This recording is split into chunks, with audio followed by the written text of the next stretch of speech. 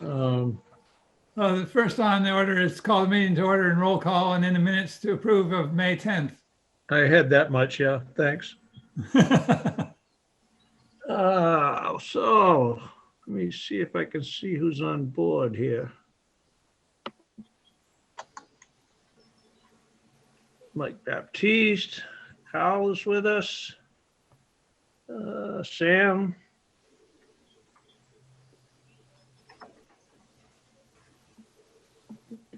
Yeah, Mike King as well.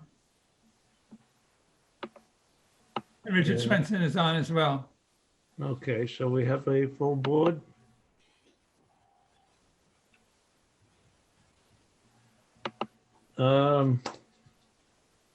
Very good. If anyone's recording, I know WCTV is. I'm not seeing anybody else. Have you had a chance to review the minutes of May 10th? I have. I read through them, George. They're fine with me. Yeah. They Me look too. good. All right, would someone care to make a motion? Make a motion to approve the minutes from the planning board meeting of May 10th.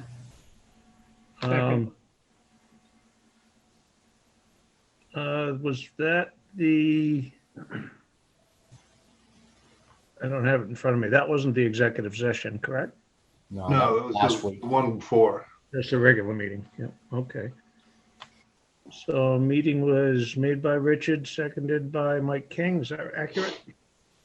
I believe Mike King made the motion, and I thought I heard Carl seconded. I'm not sure. Okay. It was Sam. Sam, okay, Sam seconded. Okay. You guys are doing your ventriloquist thing on me, I see. Any discussion? Who's in attendance? I don't. Everybody? Actually, Judy Whiteside did some research, and anyone on the board, all people on the board can vote to approve minutes regardless of if they were in attendance at the meeting or not. That's new. Yeah, it was new. It was, I mean, we had 9 sets of minutes to approve at a WRA meeting. We had to go back through all the attendance, and we had to do we're going to have to do 4 different motions to do it right and whatnot. And Judy did the research and came back and said it's not necessary. So. Well, I wouldn't want to be standing in front of a judge explaining why my approval was on minutes that I didn't attend, but I'm just sharing. yep, I appreciate it. Anyway, all in favor, Mike Baptiste, It's me. Mike King, Aye. Sam, Hi. Richard, Aye. me. And everybody? Well, I'll say yes too, even if I don't Oh. have to. Oh, Carl, sorry. I need a scorecard. The next item was I'd be looking for a motion to go into executive session for the purpose of discussing possible litigation, namely the Winship LLC special permit. So moved. I was just going to ask a question before we did the motion. Was there an executive session last week? Yes. Yeah. Oh, I didn't get any notice of that. Well, sorry about that. We'll try to stay on top of those things. Okay, And the- so I missed that. So, And the motion would read and return to regular session.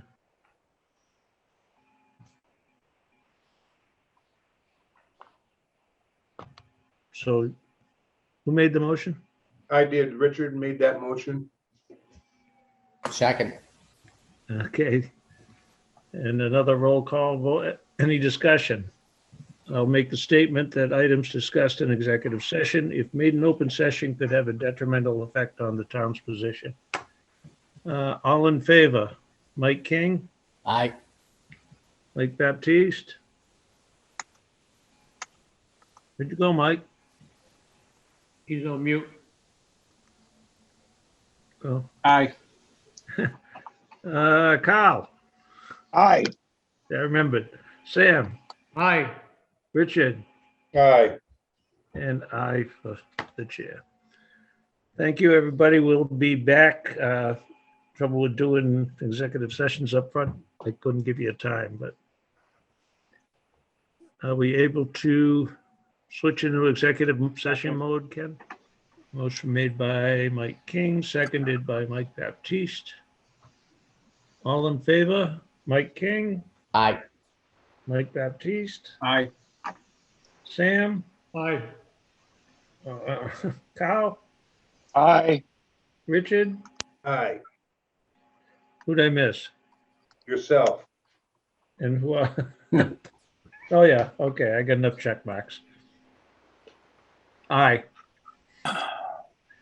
All right. You can take everybody out of the closet there, Ken. They're coming back.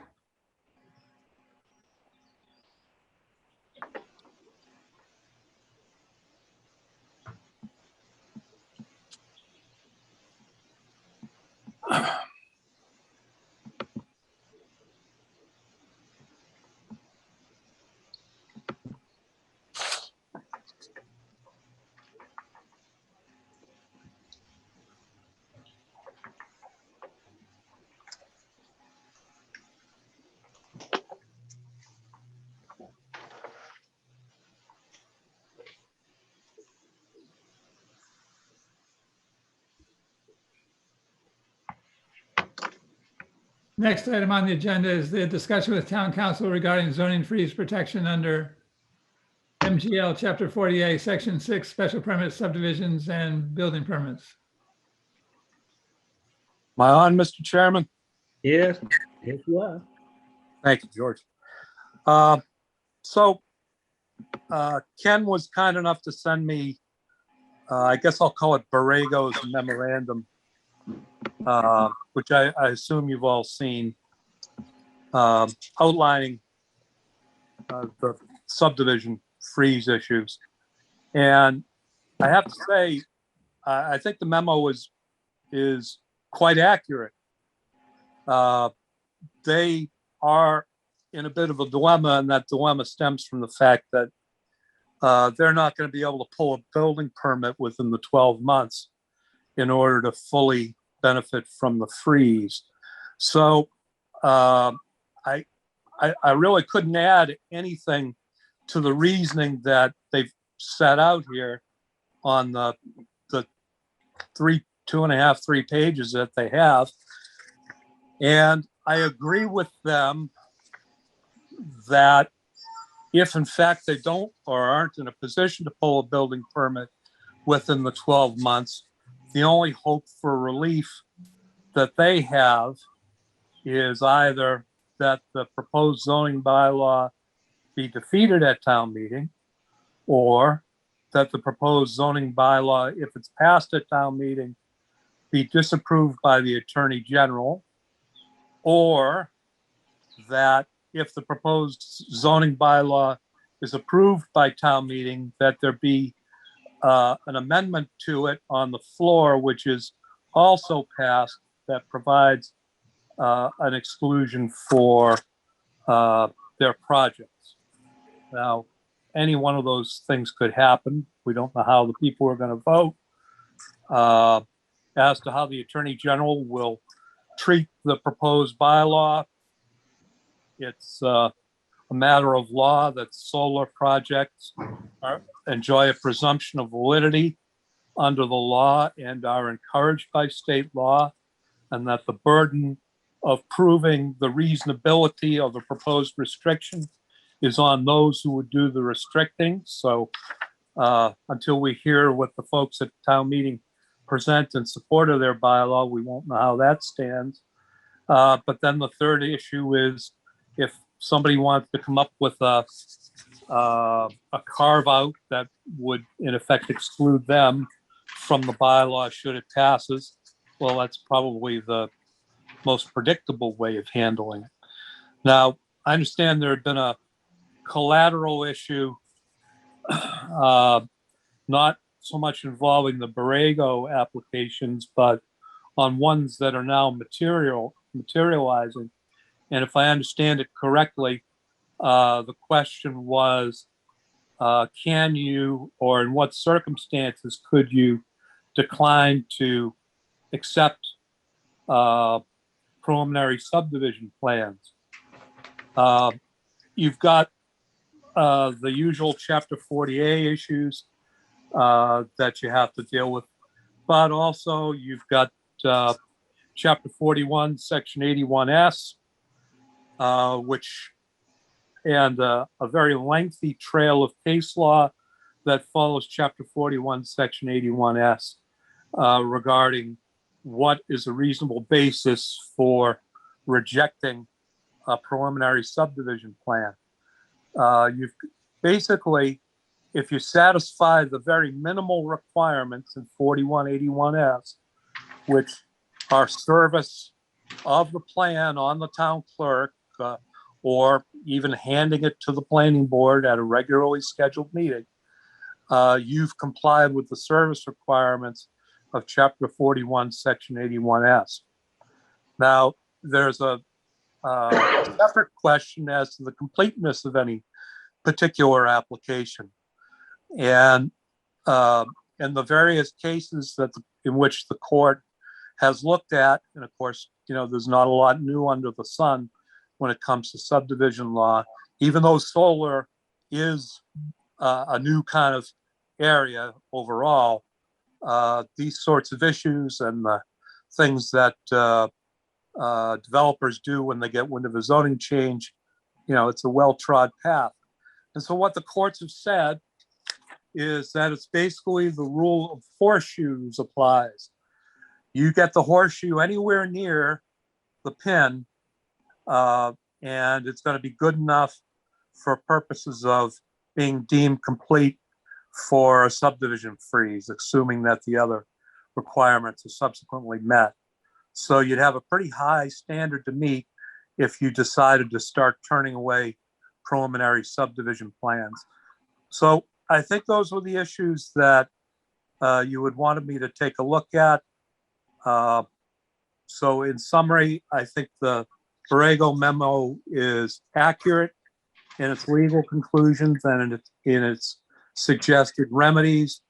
I'm sure they're not happy to hear me say that their memo is accurate, because the accuracy does not work in their benefit. And then as to the applications that are coming forward, unless you have some really remarkable set of facts, if the applications have been properly tendered, you're probably going to have to act on them within the 45 days. So that's it.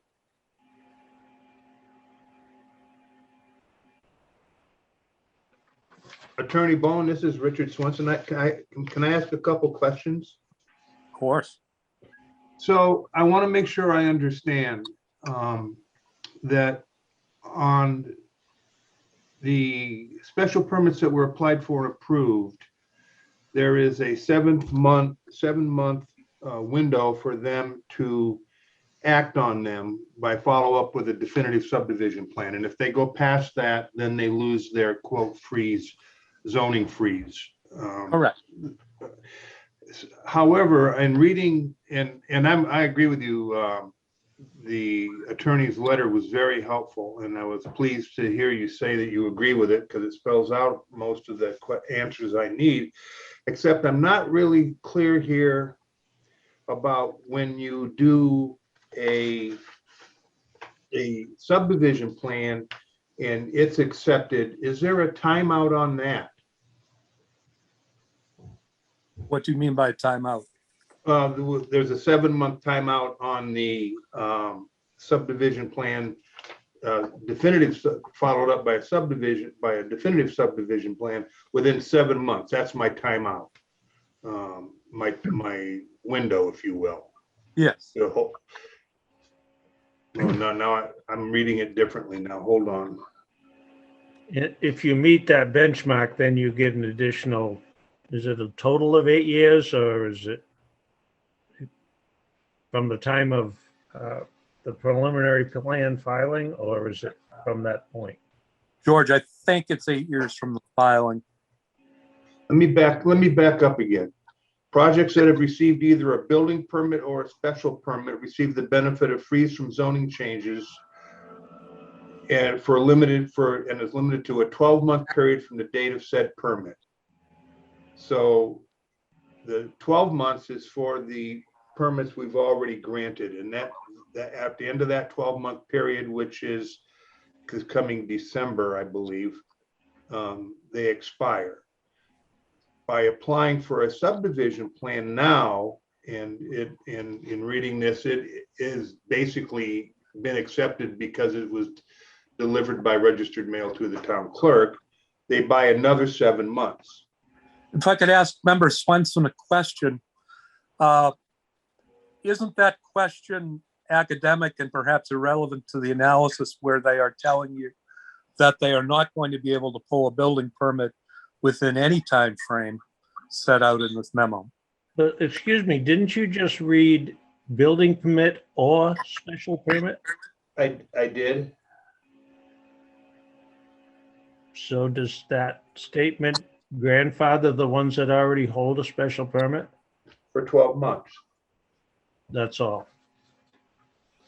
So I But back return- to Attorney Bowen's question. Yeah, so I return to that question because I think that's the operative question here.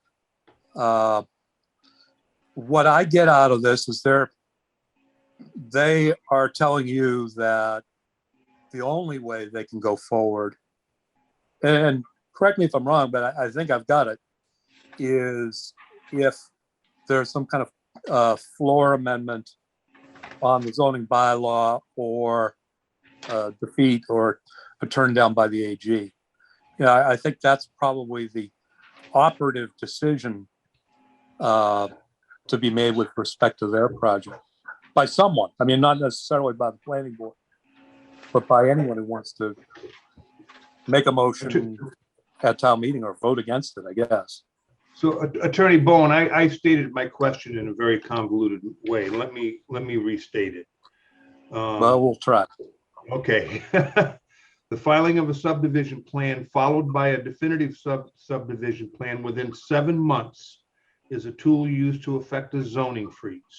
My only question is that if that preliminary subdivision plan is followed by a definitive subdivision plan within 7 months, how long is that zoning freeze in effect? And I think I heard the answer 8 years. Yes, but their memo takes the position that unless they pull the building permit within 12 months, they'll lose the benefit of the protection. Or Ken, have I misread that? The way I think read was that, the concern. the way I read that, Attorney Bowen, is when we granted the special permits in the previous 3 or 4 months, whatever it was, March 21, December 20, and October 20, those have a 12-month expiration period on them.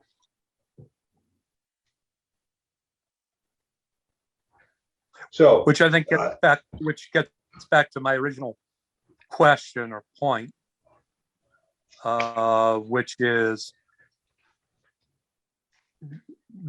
the question may be purely academic. yeah, I think you're right. So, given that, my takeaway is that by filing these subdivision plans and following them up with a definitive subdivision plan within 7 months is going to give them a long-term zoning freeze that they're looking for. And that is the law. That's how I understand this. A much longer freeze than they would have with the special permits that we've already given them. I'm with you there, I think. Okay.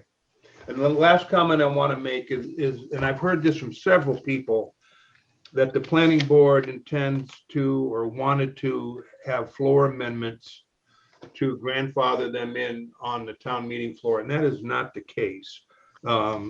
They had requested that we do that at the time that we voted to show our support for the citizens petition zoning bylaw.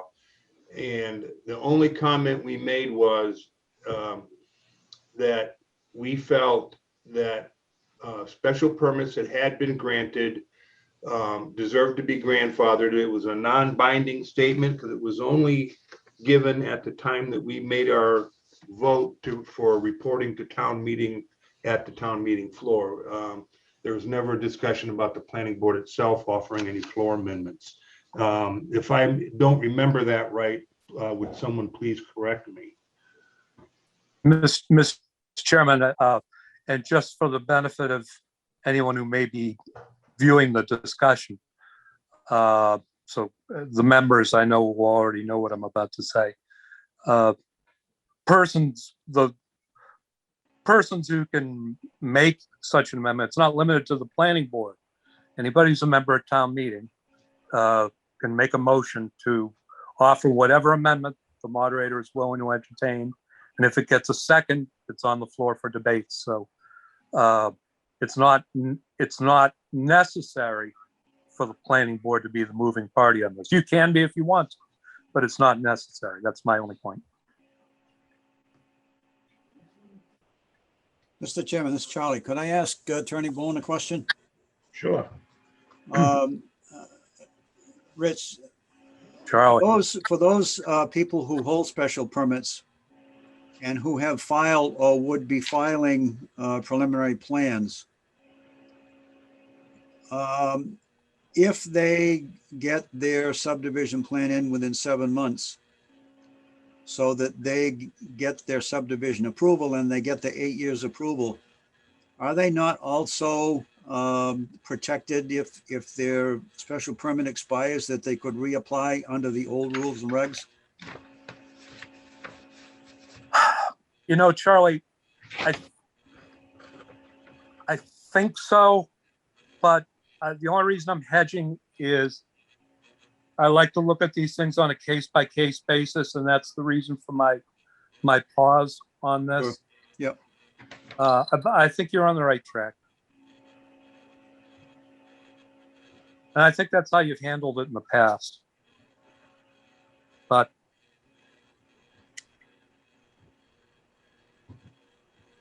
Okay, thank you.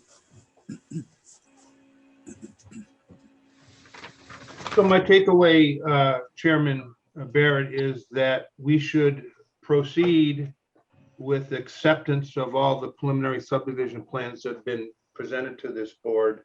There's no reason not to, and there's no reason either way. The clock is running, and it behooves us to get out from underneath the 45-day clock now. Well, yeah, we've already accepted them. I mean, we can't turn them away at this point. I don't think we have we, George? No. Whether you choose to act on them or let them die on the vine, it's if they die, they're approved. So. Yes, I understand. Okay. Well, I'm glad that we've taken the time to get educated and peel the onion back a little bit so we understand more about what's going on.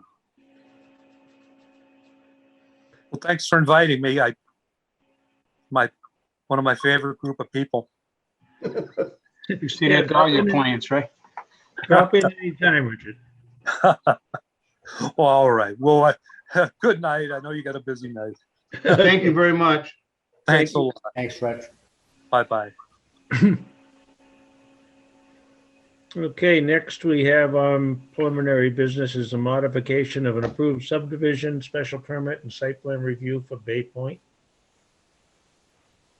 Mr. Chairman, this is the phase 2 and 3 of Bay Point that they are modifying by taking out the Anchor Way, the road that extended to the northwest from the road running down the south end of the property. This is going to require a public hearing because to change a subdivision, you'd have to go to a public hearing to make that determination as appropriate.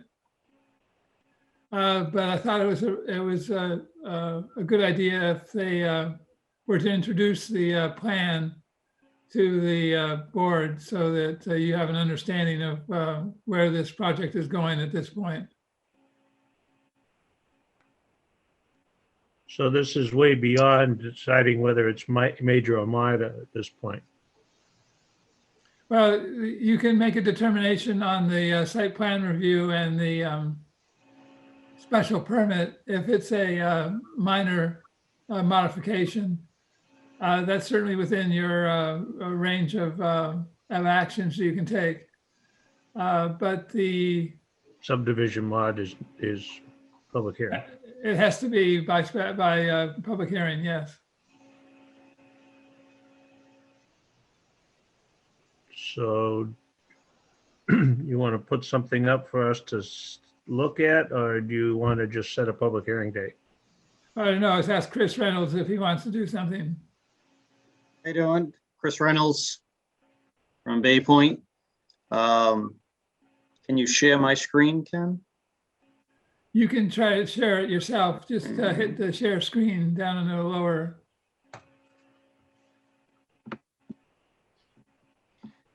Can you see it now? We can. Yep. So what's just showing on my screen is the existing approved current layout and our proposed new layout on the right-hand side. What we're planning to do is keep this still main starboard drive, just tweak it a little bit to center it on our proposed property lines. So there's no real basically difference between starboard drive. This is Beacon Way, Beacon Street. We're just gonna flatten this out a little bit. And then the last thing we're gonna do is this is Anchor Way. We're gonna remove that entirety. What we're trying to do in this change is just to lessen the impacts onto the golf course. So this takes away that developable area, less impacts to the golf course. Obviously, you have golf course all around us. Same thing with Beacon Street. We just flattened it a little bit to get less impacts to the golf course. So we believe it is a minor change because it's the same number of units, just less roadway and less developable property. With that, we are making the change to the unit count configurations, the same number of units, 56 units, but the original plan had 50 single families and 3 duplexes. Now we're going to 16 single families, 8 duplexes, and 1 eightplex, just because of the decrease of the roadway. And that's what we're proposing for this minor change.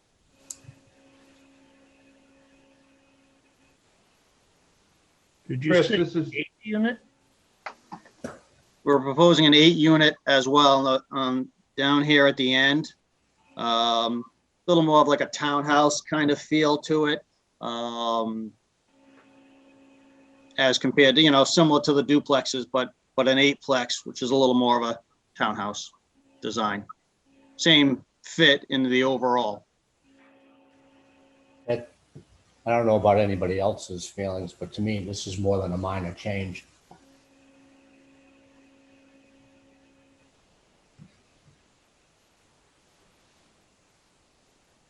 Kind of agree with you, Kent, Mike. They get the same number of units. Road's a little bit straighter. Yep. And I'd like to see elevations of an eightplex. That's a big change for that neighborhood from, Is that eightplex going to be a 2-story eightplex or? Yes. yeah, I would definitely want to see elevations.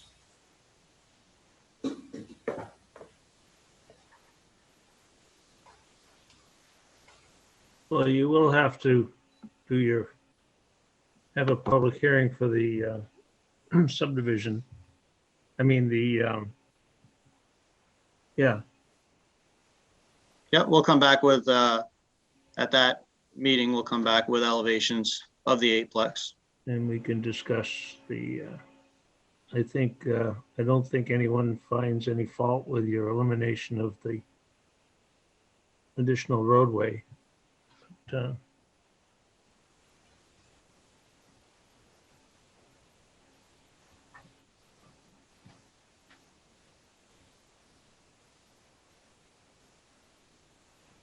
It's Charlie again. I got a question if I could.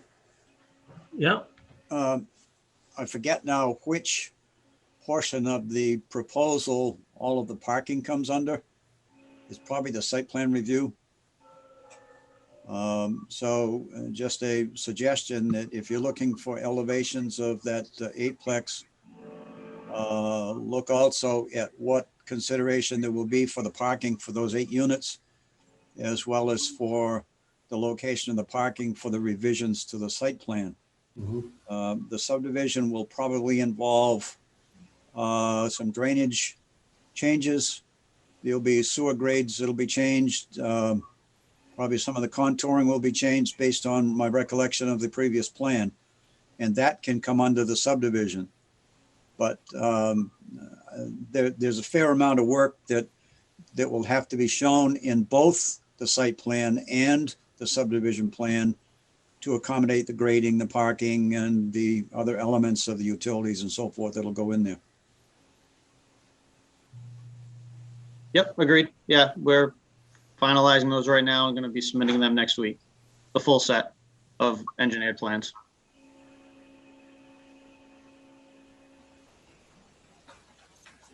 There is an application too, Chris. Just as a reminder, I assume you're doing that. The Form C for the definitive plan, and then the site plan application. So it just isn't the plans themselves you need to submit. Even for a modification, I thought Correct. last time we did a, well, okay. You did a minor one before. We did a major for the original phase 2, phase 3 approval. So we have one major modification on this, which got us this approval for this layout here. So this would be modifying that existing major modification. Well, I think the only way you get at it is to file the application for it, isn't it? Because you've got to submit something to the town clerk. Was it phase 3 that it was the concept that was approved, or? The only thing that was, well, the entire project, George, that you see on the left part of the screen, that was completely approved. It was approved in a basic way as a part of phase 1, if you recall. And then they came back with the final subdivision plan for that portion of it, which completed the action that was needed for those phases. So that the site plan for phases 2 and 3 that you're looking at on the left-hand side was approved in terms of concept under phase 1.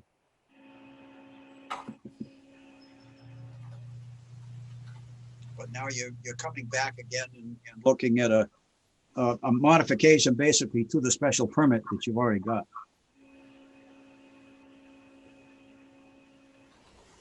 Mm-hmm.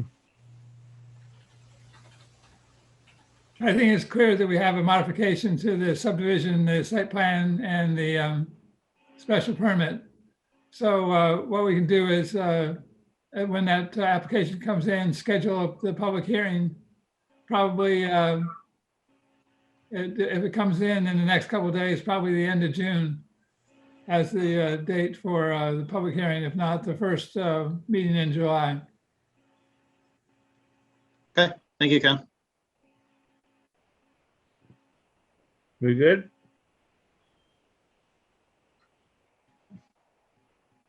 I think so. Thank you. The next I have is is it the modification at Lowe's, or did I jump one? No, it's Lowe's, you're right.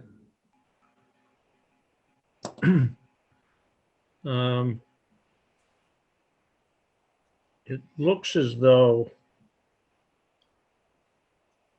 the storage of materials on that side of the building is a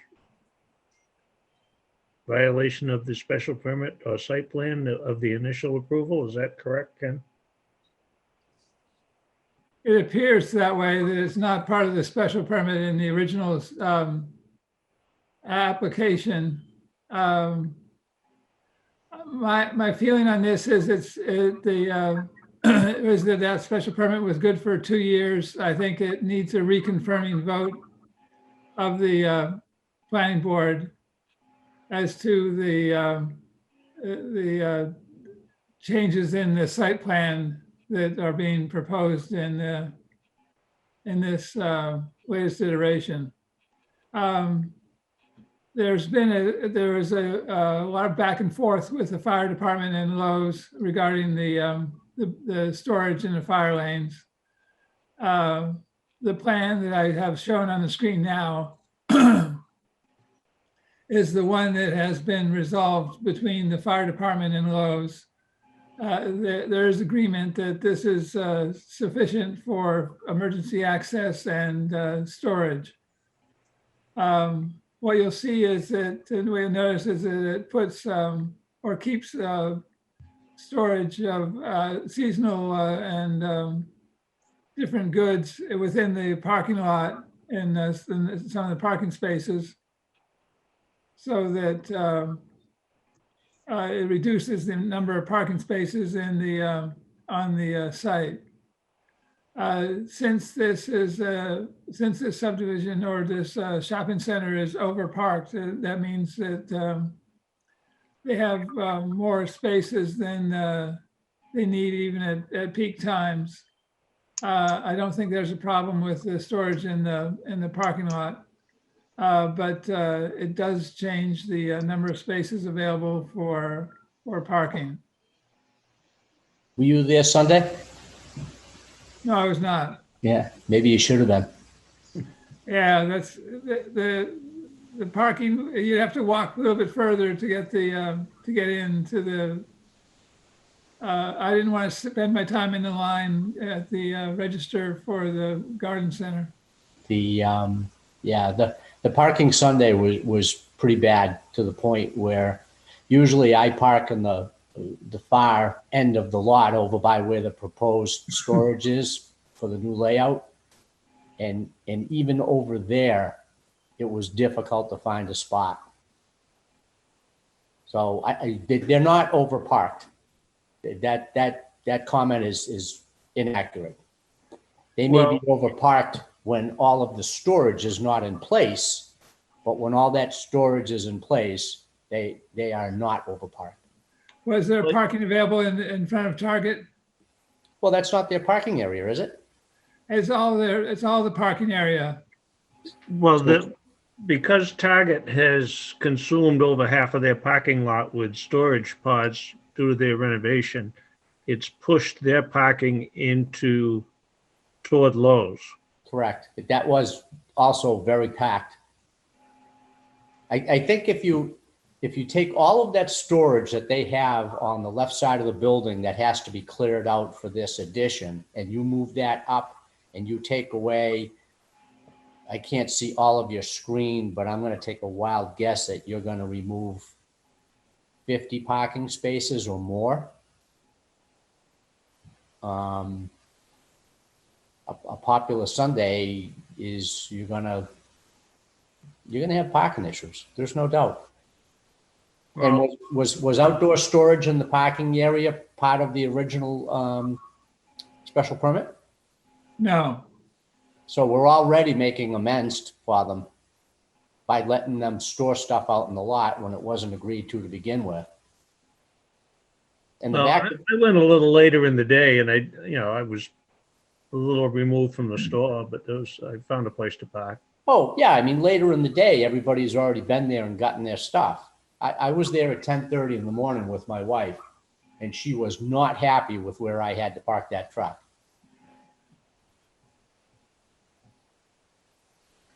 I wouldn't have parked there either, because you're probably headed for the garden center. Well, that's exactly where I was going. That's why she was upset with me. But you're just going to make an already scarce parking area worse by moving all that stuff out into that. And what happens to all the trailers and the sheds and such? Well, they're Where's all currently that go? occupying the space that they've outlined, So you're going to shove that towards Home Good, which is kind of a wasteland of unused parking anyway. But that outside line of parking is already filled with trailers, sheds, things of that nature. And their original design for this area is to occupy that space with rental equipment. So if you take all the stuff on the side of the building and shove it forward, and then you put all kinds of rental equipment out on display, and then you have the trailers and the sheds and the whatnot that already exist, you're occupying way more space than what you're indicating on this drawing.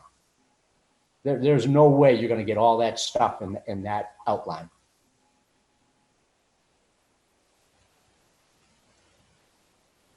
What you can do if if you feel there's a parking issue on this one is to ask for a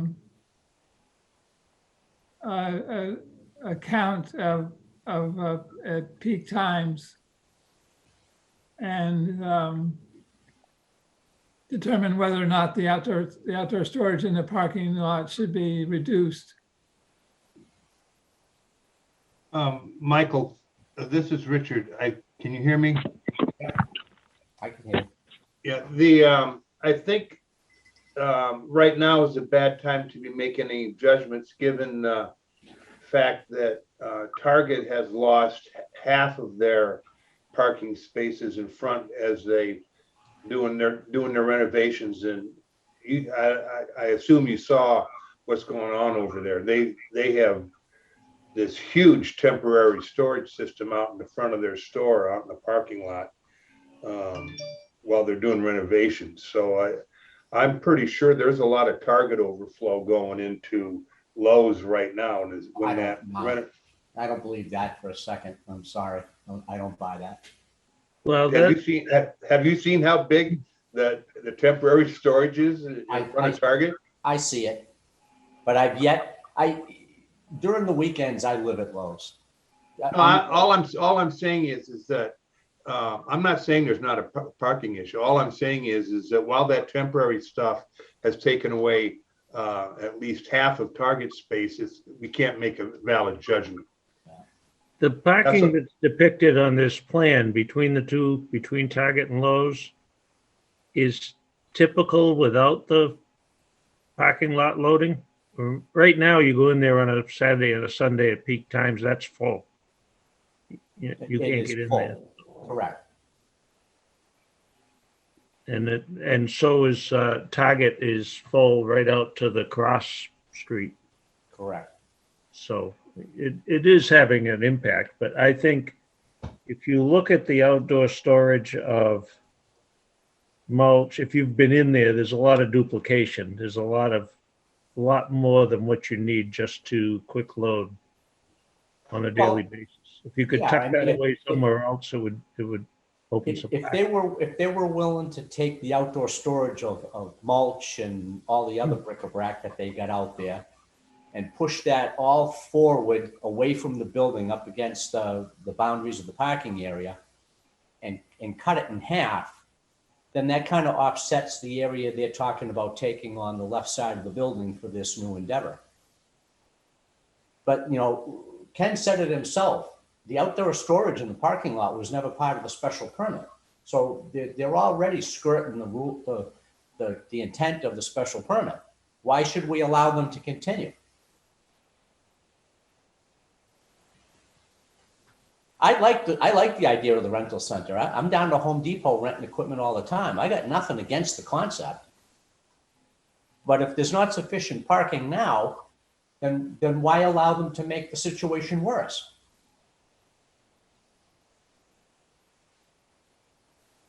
The outdoor storage is what they're saying they need to make a better go of the business. So you're supporting the business. This is where I have a problem with what we do. We either got rules or we don't. And every time somebody comes in, they got a story why they can't follow the rules they agreed to when they got the special permit. It's the same story over and over again. If you look at what they've got for the mulch and soil easy access, so to speak, you could probably get away with half of that out there and just refill it daily. They just took, handled it once and dumped it there.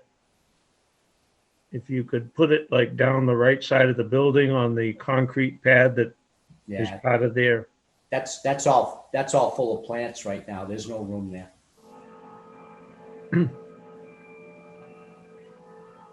I Like, get, it's- I get the space constraint. I just don't, I'm not a fan of making a bad parking situation worse, that's all. And then what do you do when it snows? Well, generally, they don't have outdoor, as much outdoor storage that time of year. That area is filled with wood pellets. So But- Michael, what are you proposing? Are you proposing that we say no to this until we see a better space utilization and parking program? Right. I would suggest if you took a ride by there, I was, like I said, I was there yesterday and Saturday. Out back behind the building, for the lack of a better way of putting it, my blue collar ways are going to come out here a little bit, is a dump. If I were corporate and I looked at the way that space was maintained behind the building, I'd be having a very, very long conversation with the store manager about how he operates his facility. There's a lot of wasted space back there that could be utilized better, which would reduce the demand that they're asking for reducing parking space for storage. So when I did my, when I did my drive around there, and I've done 2 of them now, I was doing it from the perspective of the fire department, and I had a lot of concerns. I mean, back behind, the fire lane has a jog in it. Yep. So Ken, you had indicated at the beginning of this conversation that Lowe's and the fire department have had significant discussion, and they have come to an agreement. And I didn't understand the details of what they agreed to. This is what they've agreed to, what's shown on the plan. The engineer for Lowe's is online right now. We could ask him to chime in as well. But tell me on this plan, what am I looking at? You're looking at areas that are striped for fire safety access and areas where storage can take place, outdoor storage can take place and not be in conflict with emergency access. All right, let's hear from the engineer. Hi, it's good evening. Can you guys hear me? Yes. Yep. All right. Ken, do you mind if I share the same thing? That way I can point with my mouse. It's pretty much the same thing though. I just, right. Let me know when you guys can see it. Yeah. Okay, it's up. Yeah, so the striping here, the store currently has striping in the rear, and that's this area. It's about 30 feet off the building. We will be adding additional striping here and here, and along the side of the building here, and that will indicate fire lane and no storage or display area can be put in these areas. We are also including signage as well for a fire lane along the side here, so this area will be clear. Now, this plan is just for seasonal purposes only. The biggest time of year is April through June. So these areas won't be as big in other seasons. I know you said the wood pellets, but I'm pretty sure the mulch and the fertilizer takes up the majority, a lot more than the wood pellets. But so this will be only between the 3-month period that is in the summer. And this plan was developed with an agreement with the fire department that has to be signed by corporate and the local store manager, that they can only put them in these designated areas.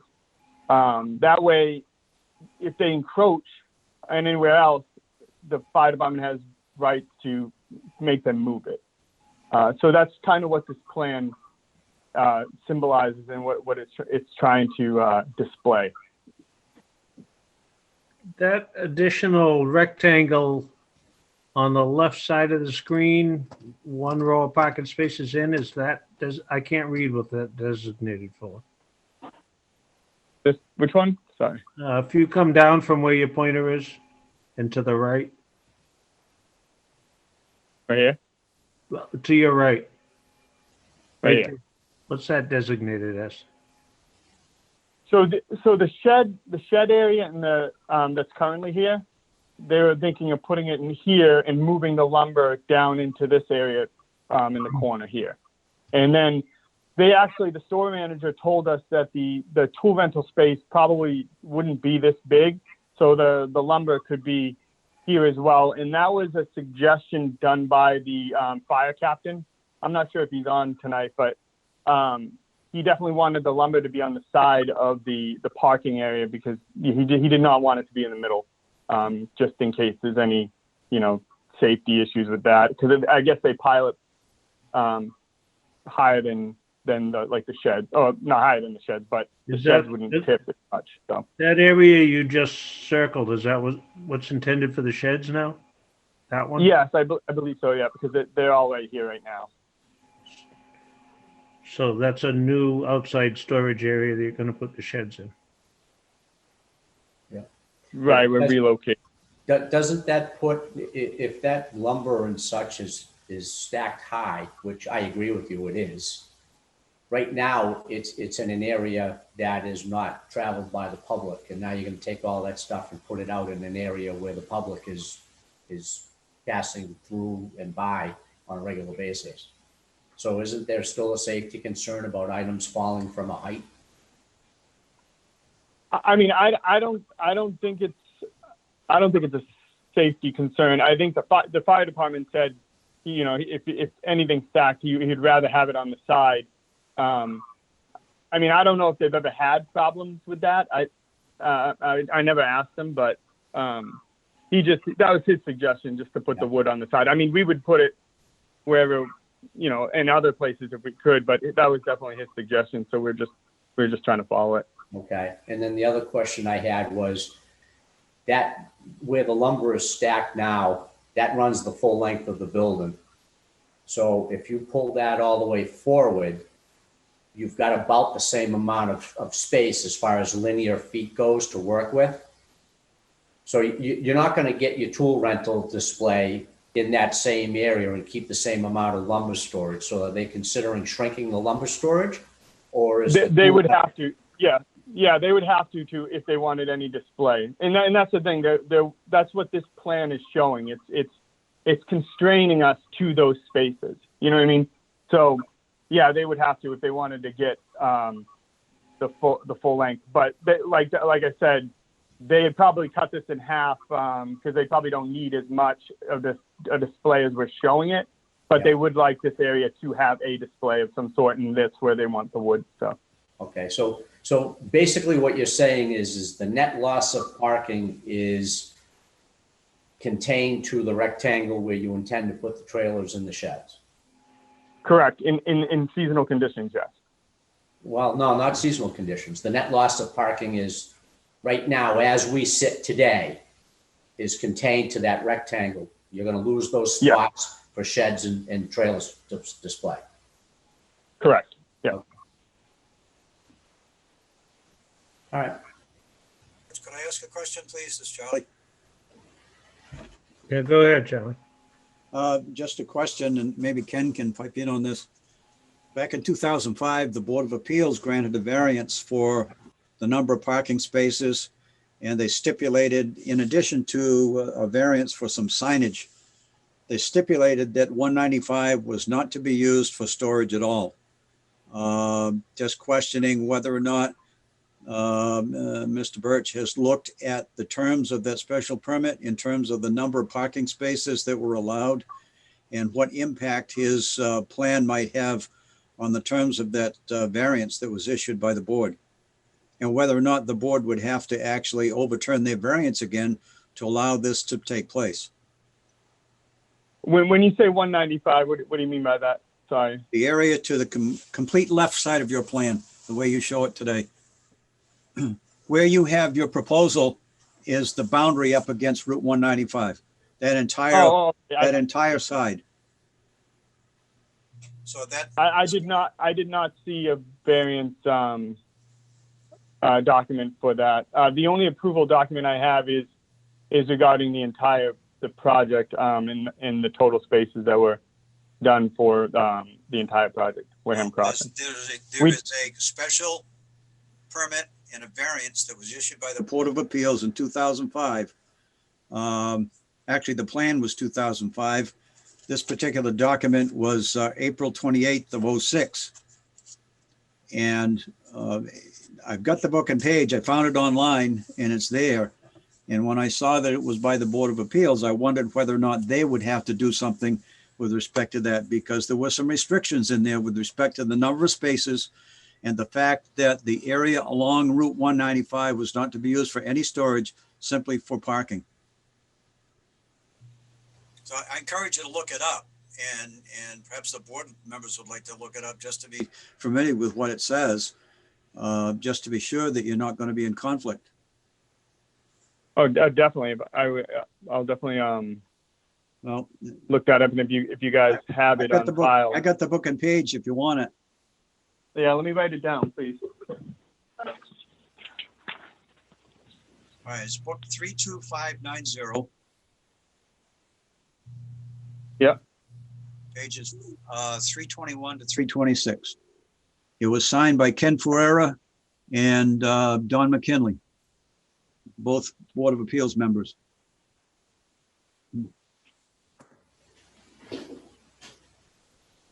Interesting, Charlie. Seeing as how I'm sitting in Ken Ferreira's office right now. Ken was a good guy. That's what I hear. Incidentally, for the board's benefit, I think the advertising said that the address was Main Street.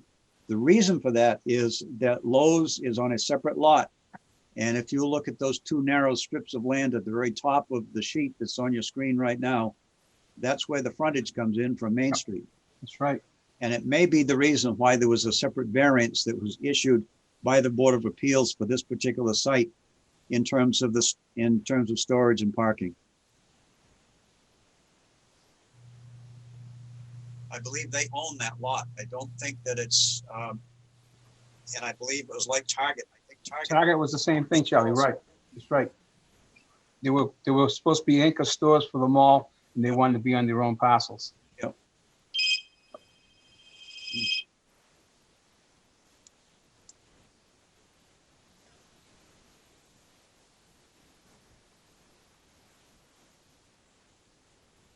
Okay. So Casey, this is Richard. Can you hear me? I can, yes. Yeah, so I think we're a little bit back to where we were last time we talked, and it's evolving back to parking and permits. Now, between the meeting last time and tonight, through Charlie's help, many of us has tried to dig up the original documentation for this, and I was unsuccessful on being able to get it. So I think we need to continue to have that, and specifically the stuff that Charlie has referenced. But more importantly is the parking issue. I fully expected to hear you come back tonight with a count on what the requirements were from the original permit for parking spots, what there actually are now, and how they would be impacted. I think that Mike King's points are very valid, and until we get the numbers, everything we're doing is subjective, and we need to have the numbers in front of us so we understand the impact that it may or may not have. So the original, it was approved for the entire site. So are you suggesting to count what's out there now in its entirety? Because that's how it was approved, with everything as a whole, from the approval documents that we received from the town. I understand, but I think from a practical point of view, the map that you're showing now with the parking lot directly in front of the building is, for all practical purposes, the Lowe's parking lot. Having to park anywhere else is not what the people of Wareham are expecting. So if we look at just that Lowe's footprint that we see there, to understand what the impact would be. And I think you have opportunity to mitigate any impact by cleaning up the storage. But if you could, and I would hope, or I would be very pleased to have you come back and say, we can do the rental center with an improved fire access and not impact the current number of parking spots. I think that'd be great, but I can't make that determination yet. So what number are you guys looking for? Because, yeah, that's where I'm trying to find a baseline, and just that you guys would be happy with. You know, to go to Lowe's and be like, listen, we need to cut back some of these areas if you want this building addition. I don't have that baseline, and I'm not sure. You know, you guys hit the store a lot more than I have. Milo is West Bridgewater, so plenty of parking there.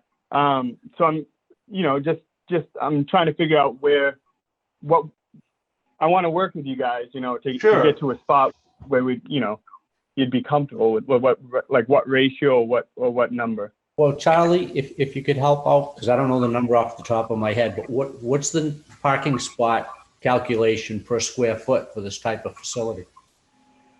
Oh, I'd have to go back. It's probably in the zoning bylaw. If it's not listed specifically, the zoning bylaw says that it's up to the building inspector to make that determination. Mm-hmm. But I think more importantly, I think the document that I just cited, which is in the Registry of Deeds, tells you what the parking spaces are and what they were at that time and how many were allowed. So I think you really need to go back and read that document. And Casey, I think if you get that document and read it, it'll tell you how many spaces you were allowed to have and what variance was that they issued. Okay, so it dealt with sorry. Sorry, go ahead. I'm just saying it will probably, you're right, it'll probably tell me how many I'm allowed. Now, if the addition takes away, you know, the 30 so spaces on the side, is there going to be an issue? Even like, let's just say there was no outdoor storage. If we're below that number, then what you guys are saying is that this project is not possible, correct? I don't have the document in front of me. Like Richard, I cannot print it out. I think Ken can through the assessor's office, if I read his email correctly. If he could download it, then each board member would be able to read it, and including you, and you'd be able to see exactly what the count was for the number of spaces that were allowed. But it was a variance special permit, which in terms of being a variance, I think they've already given some relief on the total number of spaces that would be needed. Oh, okay. So you need to carefully look that over just to see what's in it. I was not able to read the whole thing at once and visualize this plan at the same time because I don't have a copy of it. But I think if you get that document, it'll help to answer some of your questions, and it may clarify it for the board. And as to whether or not a modification to the special permit that the Board of Appeals issued needs to be received also. Charlie, there was a request to show that, oh, Richard's doing it. Oh. So stop sharing? Yeah. Sorry about that. For my take on it, I don't think we're necessarily approved against what you're trying to do. We would just try to see if we can resolve some of the issues that have grown in your parking area. I would agree with that, George. I like the idea. I think the concept's awesome. It's certainly going to make my life easier. Okay, yeah, I'll definitely go back and review. I'll try to pull that document as well and review it. Do you happen to know where the lot line on the target side falls? I believe it follows through the center here, if I remember correctly. I didn't see anything shown on that side, but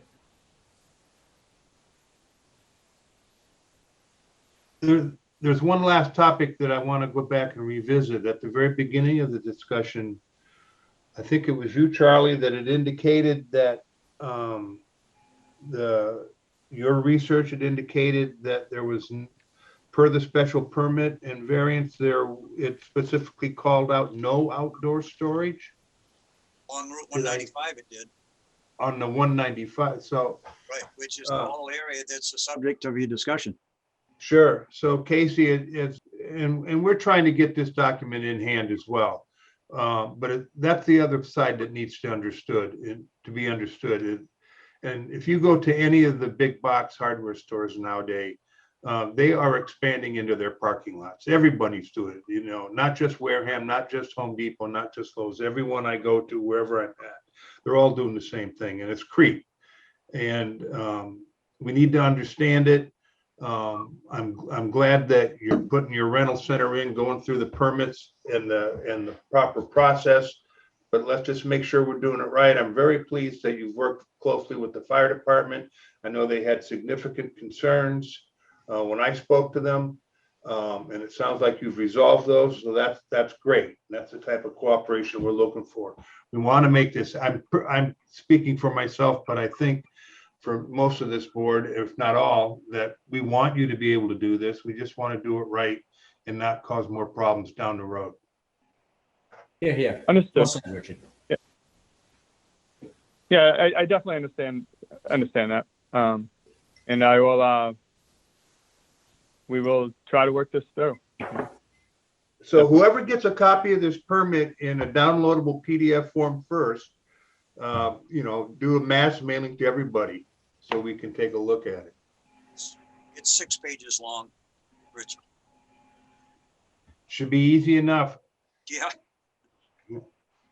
Yeah, I really pissed somebody off at the Registry of Deeds with sending them emails telling them that why can't I get my username and password? Then they finally said, oh, it costs you $30 a month or something like that to do it. Well, see, I've been trained. I try to hit area shops like this at the off hours,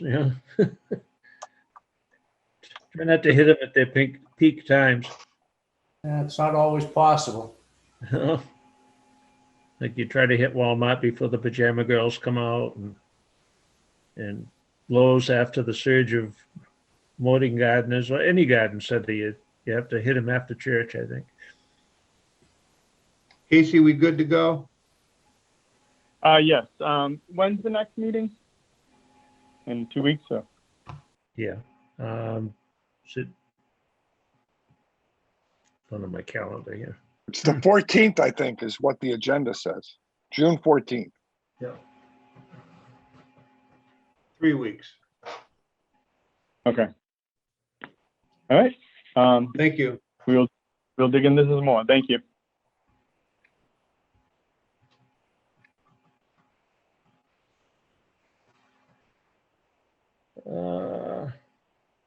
Yeah, it would be the 14th. Next item is compliance at Master Millwork. Is that correct, Ken? That is, I haven't gotten anything back from Master Millwork yet on the request for modification of the site plan, the landscape plan. So I'm not sure what we can discuss at this point, except to say that changes are going to have to be made to the site plan to complete it. And Bill Madden had made a suggestion to handle the loss of the white pines in that stand by construction of a berm that's vegetated on top to increase the visual buffer. How about a fence too, Ken? On top of the berm, is that possible? A fence wouldn't die like a tree might, so it'd be a good idea maybe. Well, it all depends on the berm. It looked pretty silly in some instances.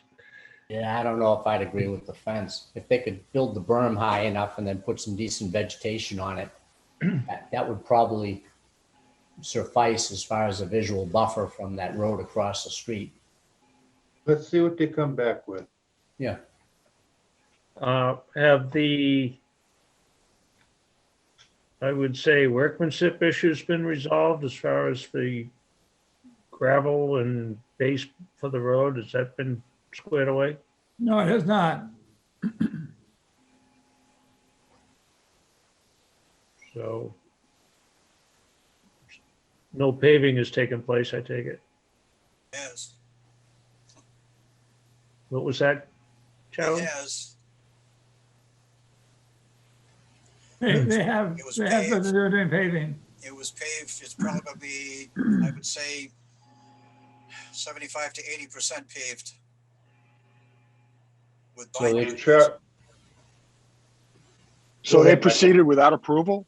That's correct. So we got another, They basically ignored it, Carl. They, they were needed to have paving in place to take delivery of the new building, or else they default on the structure.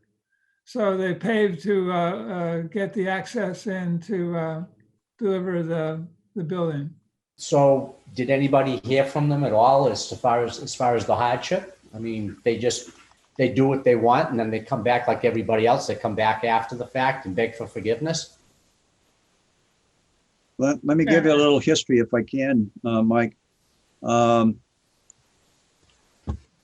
had a email on, bear with me just a minute. Yeah, I had an email on the 13th of May at around 2:30 in the afternoon, saying they were going to pave the next day. Would I come in and inspect the base? So that upset me a little bit because I had had discussions with the contractor about how it was going to have to be done, because on the plan, it showed that there was 12 inches of base material put in 2 6-inch layers. On top of that was 4 inches of dense graded material. And on top of that was the 2 inches of binder, which you approved by the modification of the special permit, which I don't know, George, I don't know whether you've signed one yet or not. But when I got there at 9 o'clock the next day, a good, I would say 40 to 50% of the parking area that's closest to the building had already been covered with the dense grade. And I checked several spots where they had supposedly put the base material on it, found less than 12 inches. Some places had none. The entrance going out toward Charlotte Furnace Road had not even been stripped out properly. And when I asked about doing fine grading, I was told that they weren't going to use a grader, that they were going to do it with a couple of skid steers. They told me that the skid steers had GPS units in them. I conferred with one of the operators and I says, "Where's your GPS unit?" He says, "We don't have any on these units." So it's been a bunch of baloney as far as I'm concerned. And they completely ignored the fact that most of the material in the entranceway had not been stripped. When I went back on Saturday, which was the day that they paved, I spoke with the contractor who was doing the paving, and I asked him where his heavy roller was. He said that they couldn't use a heavy roller because they found some soft spots, so they were using sidewalk rollers. So, and I got pictures of the sidewalk rollers, so I know that they're there. And I looked around for a 10-ton roller like you would use on a regular parking lot, to the extent that this is going to be used for heavy traffic. There was no 10-ton roller. So the whole thing has been disappointing to me. I had a good relationship going with the contractor when we were doing the drainage, but it completely fell apart when it came to the preparation of the base and putting the material in place the way it should be. So now you've got a parking lot that the only way you're going to tell whether or not it's been put together properly from one end to the other is to core it. Mr. Wiseman, who was the project manager for Master Millworks, suggested to me several times, "Don't worry about it, we'll core it when it's done." Well, maybe that's what we should do. But I would like to be out there specifying where those cores are going to be done, because I can guarantee you I'll find places where it's not proper. That's where you're at right now. So So they're gonna have to dig up the whole What are they gonna parking lot do? and remediate. But I heard two people talking and I couldn't hear either one. go ahead, Carl. I was just gonna say, if we core it and find that they didn't meet the specs, they have to dig up the whole parking lot and replace it, right? That's a choice that the planning board will have to debate. My authority does not extend that far. I can only go by the plan that's been approved by the board and observe what's going on out in the field and to confirm whether or not it's being done in compliance with the approval. Anything extending beyond that goes beyond my authority to exercise any such thing as that, Carl. So just to Doesn't mean confirm, you can't, but I can't. no, just to clarify and confirm, you're telling us now that you already know they don't comply with the plan. I can't confirm that they don't comply in some places, but I can confirm that they don't comply in other places that I dug up the base and actually put a shovel in the ground myself to verify it. So can we issue a cease and desist? I guess you could. I think that may come under the building inspector's purview. He is the zoning enforcement officer. Right. He would be the one to enforce a special permit. When I said we, I meant the town in general. Right. I believe you could. So, I mean, if we can't get a guy to oversee an empty lot on a dirt road, how much luck are we gonna have enforcing something like this? I don't know. See, There's still paving to be done. To suggest that they needed to pave as much as they did in order to get materials in for the building, I think is stretching it a little bit. If you go out there and see exactly what's been paved now, it's everything from the existing building out to and including the new road. Right, so they just took advantage and just paved the whole parking lot Yeah. on one fell Yeah. swoop. Charlie, is it safe to assume that had the gravel and dense grade been installed properly, it would have been sufficient for building delivery? Oh yeah, if they had simply put the dense grade in there and if they'd done the base properly, it would have been stable enough to deliver materials, of course. And even if the binder was down, it would have been sufficient. Well, that's all that's down there now. Oh, I thought they said you said the finish was put on. No, they put the binder down and from what I was told, they weren't going to do the top right now. And what Mike King said earlier, when's it gonna stop? You know, that dirt road that they paved, if we made them dig it up, this wouldn't happen. So maybe if we make these guys dig this up, it won't happen again. To what Mike said, they've ignored everything we said so far. I think we should stop them right now. Boring after the fact doesn't make me happy. I think we need to do it right the first time. Yeah. And like Mike King, they just continue to ignore us. We have to do something to get their attention. I was very disappointed in the site contractor because up until that time, he'd been giving me routine telephone calls and I was going out there when he needed me. I made 2 or 3 inspections in one day so that he could get materials put in place and get it backfilled. When I spoke with him about it, he sort of shrugged his shoulders because I think he was getting instructions from some other place. You got to get this done today because the paving's going down. And I think there was a lot of places that they simply had to shortcut it because they didn't have time and meet the paving deadline that had been set for them. It's a shame because it could have been done right. And it wasn't. Charlie, this is Richard. It was the last time we talked about this, it was my impression though that they had taken a cost saving effort to reduce one portion of the base. And it was strictly a financial motivation. Do I remember that correctly? Yeah, and they also said something about a cost benefit analysis so that they could move the water main.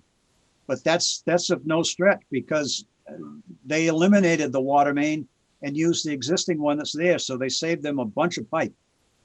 So All right, I'm on board with the general feeling I'm hearing here in that, we need to enforce our permits. We need to enforce the standards that, we have granted them by. I'm concerned on the process that we have to engage our enforcement officer. That's not working real well at the present time. So we need to, I think we need to pay particular attention to that, but I would certainly support a cease and desist order at this point. Yeah, I would have to agree. I think that it's probably be a good idea to back that up with a requirement that they do the corings right now to figure out how much material is in place. Yeah, and to your spec. Yeah, there may be places where there is more than ample base. That's a possibility. Because as I say, there were certain sections of it, the majority say that was simply out beyond the existing parking area that they had at the building that was completely covered with dense graded material. They were pushing it all around with their skid steers, and there was no way I could get in there to evaluate it. Even if I found it, the only way I could have said, well, you got to strip up all this dense grade and put the proper material in. Now, there may be places in that parking lot where if certain cores were done, you'd find probably more than sufficient base. As a matter of fact, they said that they put like 2 feet of it in the back of the roadway next to the building. Well, if they put that much base in there, it shows me that they didn't properly do the subgrade and that they wasted a lot of that material. But there were 3 or 4 spots that I dug personally that I know the material wasn't there. So I would suggest if you're going to do something, request that you get the cores done and dig it down so that you go down at least 25 inches so that you know you're down below the bottom of the base. The total base thickness up to the top of the mix is 20 inches, except for Charlotte Furnace Road and a 10-foot piece beyond it, which is supposed to remain at 5 inches of mix for a total of 21. So if you do a coring down 2 feet, it'll tell you exactly what layers you've got where. I will file something with the building commissioner tomorrow if they get a vote of the board to enforce the coring to ensure the paving is done right. Can we specify that Charlie decides where the coring is done? I think that's what we should do, yes. Yeah. You need a Great motion, idea. Ken? That's good. So I make a motion that the board authorizes Ken to proceed with the enforcement officer to ensure that the paving complies with the specification. I would second that. Could we include stop the construction right now? They did all of the site work, Sam, that they were going to do. And the next thing that they were going to do is to pull the steel and begin the erection of the building because the foundation is in. The only site work that is not left to really be done would be the landscaping and a drainage swale and an emergency roadway that's behind the building. And they were not anywhere near ready for getting that done. Well, Charlie, I think we need to get their attention. Yep, I agree. I think a letter from the planning board and the enforcement order and a requirement for cores would get their attention soon enough. Well, and I think it would send a message that maybe we're finally turning a corner with our seriousness about following the directions of these special permits and not just doing what you want. I mean, you kind of had a tussle back and forth with the GC on the Starbucks project too. Well, they're not finished either. They've still got the top of the mix to put down. Right, but that's what I'm saying, you know. They were doing that today, Charlie. What's that, Mike? They were doing that this afternoon. They were putting the top on at Starbucks this afternoon? I believe so, yep. Oh, yeah? Okay. But it's a case of we give them a set of standards that they agree to, and then they go off and they do what they want.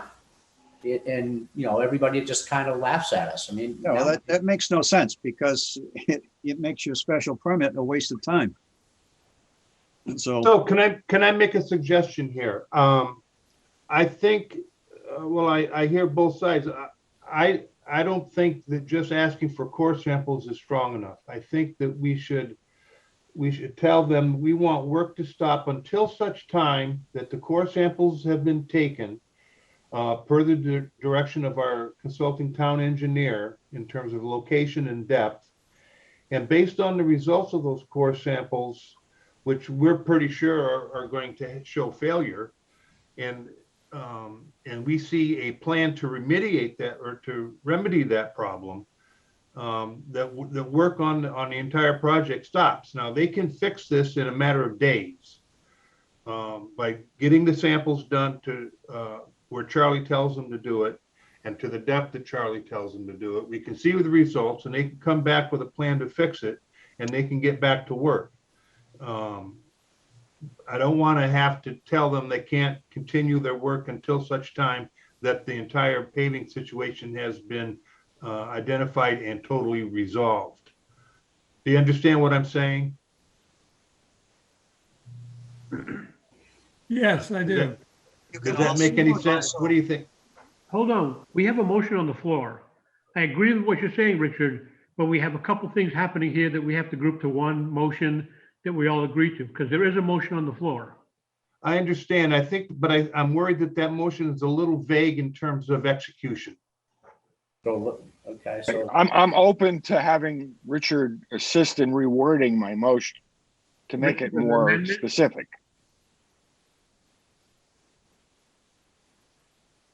So all I would suggest is that we add that all work on the project stop until such time that core samples done at the direction of the consulting town engineer have been done, and any deficiencies have a generated remediation plan agreed to by our consulting town engineer. That at such time work can resume. I like that. I'll second Charlie, that. do you like that? I was just going to offer another point to consider, and that would be that you could request that they put up security to get the work done once you know what it is, if they don't want to do it right away. We add that as an amendment. I can- think we I should think probably you could wait until address we that find at out the what needs to be done, and then the bond set for the amount of work that's this entails. Yeah, let's do it phase one, phase two. Let's find out where we're at first. There may be by doing the coring, we could establish the limits of what would have to be done to remediate the problem areas. I'm not about to suggest they're going to have to rip up every bit of mix, but there are going to be some problem areas that will need to be reflected in what we do. So is it possible that they ordered the right amounts of gravel, but they overdug somewhere and used it up in the wrong place? Is that what it? No, I don't think so, George. I think that there was an issue there with perhaps some over digging in some places, and they backfilled it instead of doing some rough grading first to get it down to subgrade where they knew they were going to be bringing material in. I think they got up behind it in terms of time, and they just simply put the material in place, assuming that nobody was really going to bother to check it. Or do anything. Well, Or do anything. it's Well not so put. much, it's not so much that. I'm looking in terms of the owner is contracted to have the job done to the specification, and that's not happening. So Well, I I would agree think with that. He's expecting when he hires a contractor, I think anybody would agree to this, that when you hire a contractor to do a job according to a plan, that they stick to the plan, and they don't take shortcuts, because he's the one who's getting the short end of the stick. It isn't the contractor that is, it isn't the town that is, it's the guy that owns the site when it's done.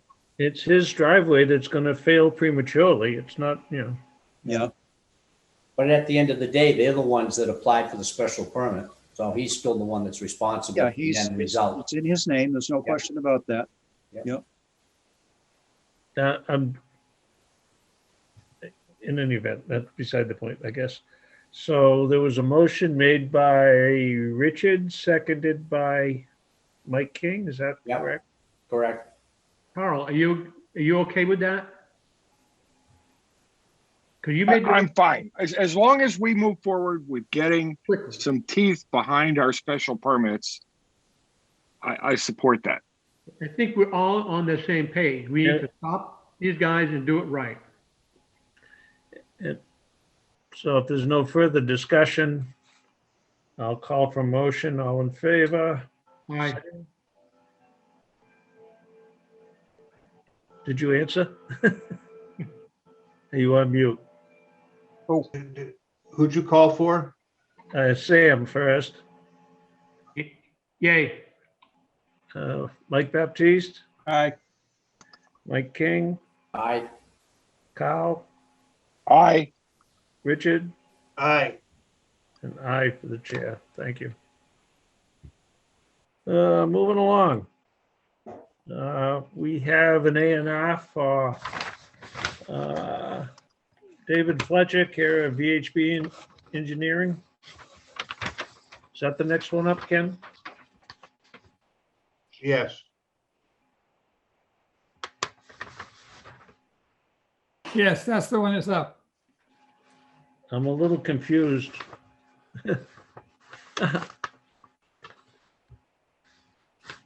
It's a perimeter plan, essentially a perimeter plan that probably is being used to preserve the zoning in a less efficient way than with a preliminary subdivision plan.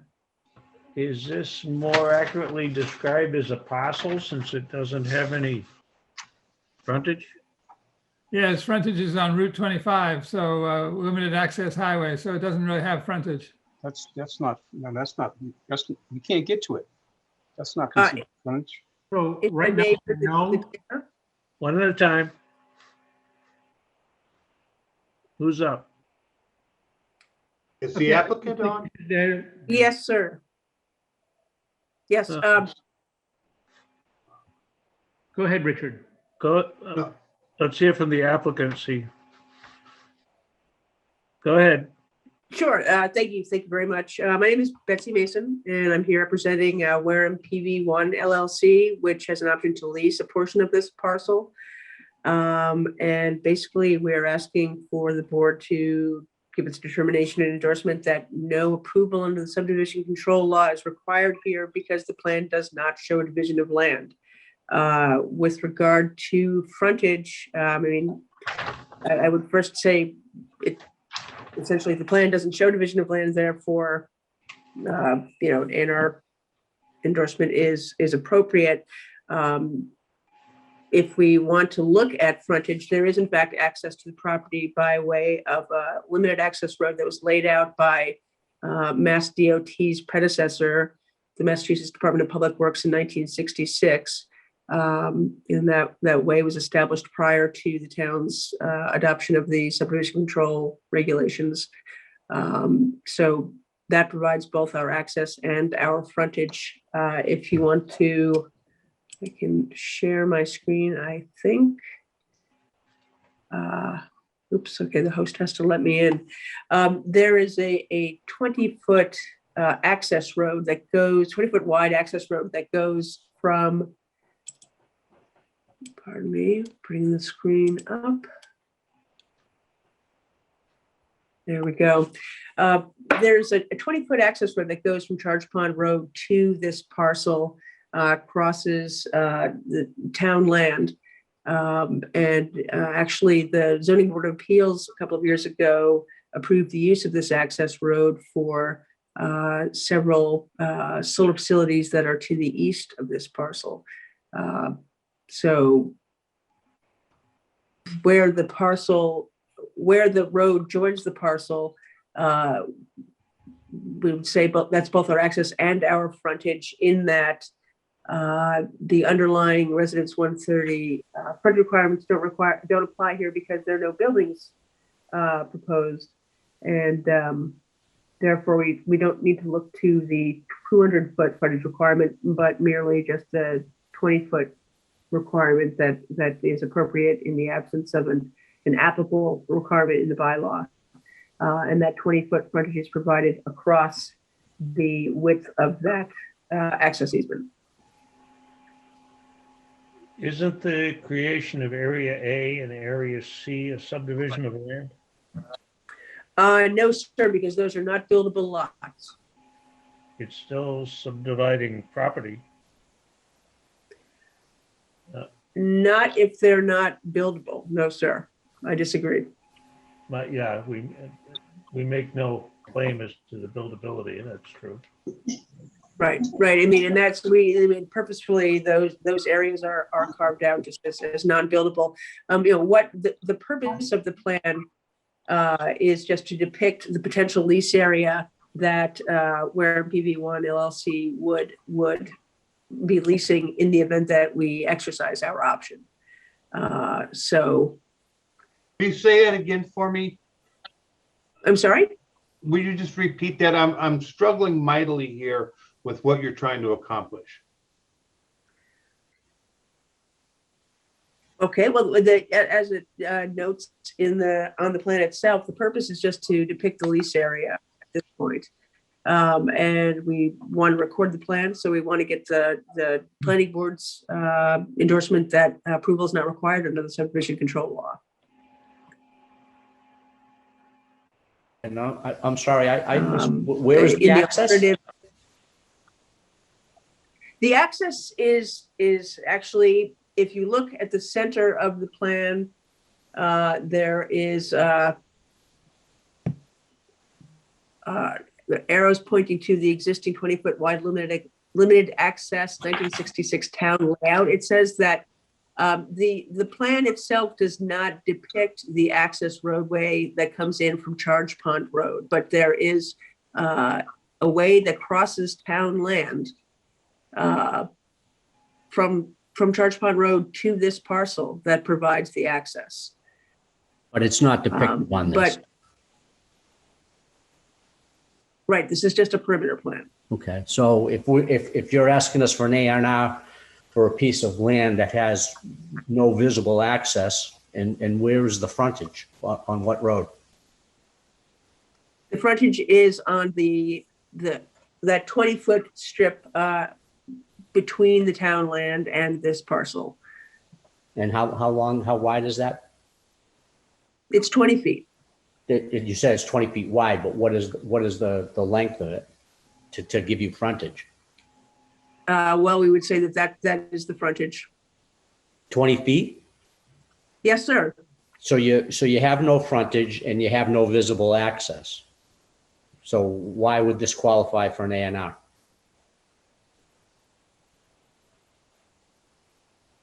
It doesn't. Right, that's my point.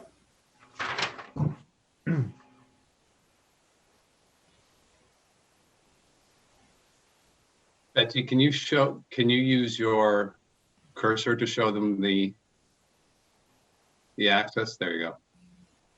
Yes, this And then- is the access. Which continues, and if you look in the The top right, frontage is here. This is an access that runs. Yes. Well, it doesn't depict it up there, but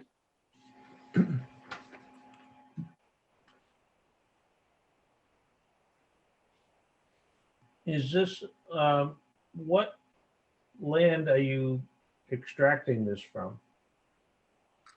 I'm not sure I understand the question, but essentially this is, if you look, I mean, I guess I don't understand the question. It's is map part of 115 lot. Correct? It's an existing lot.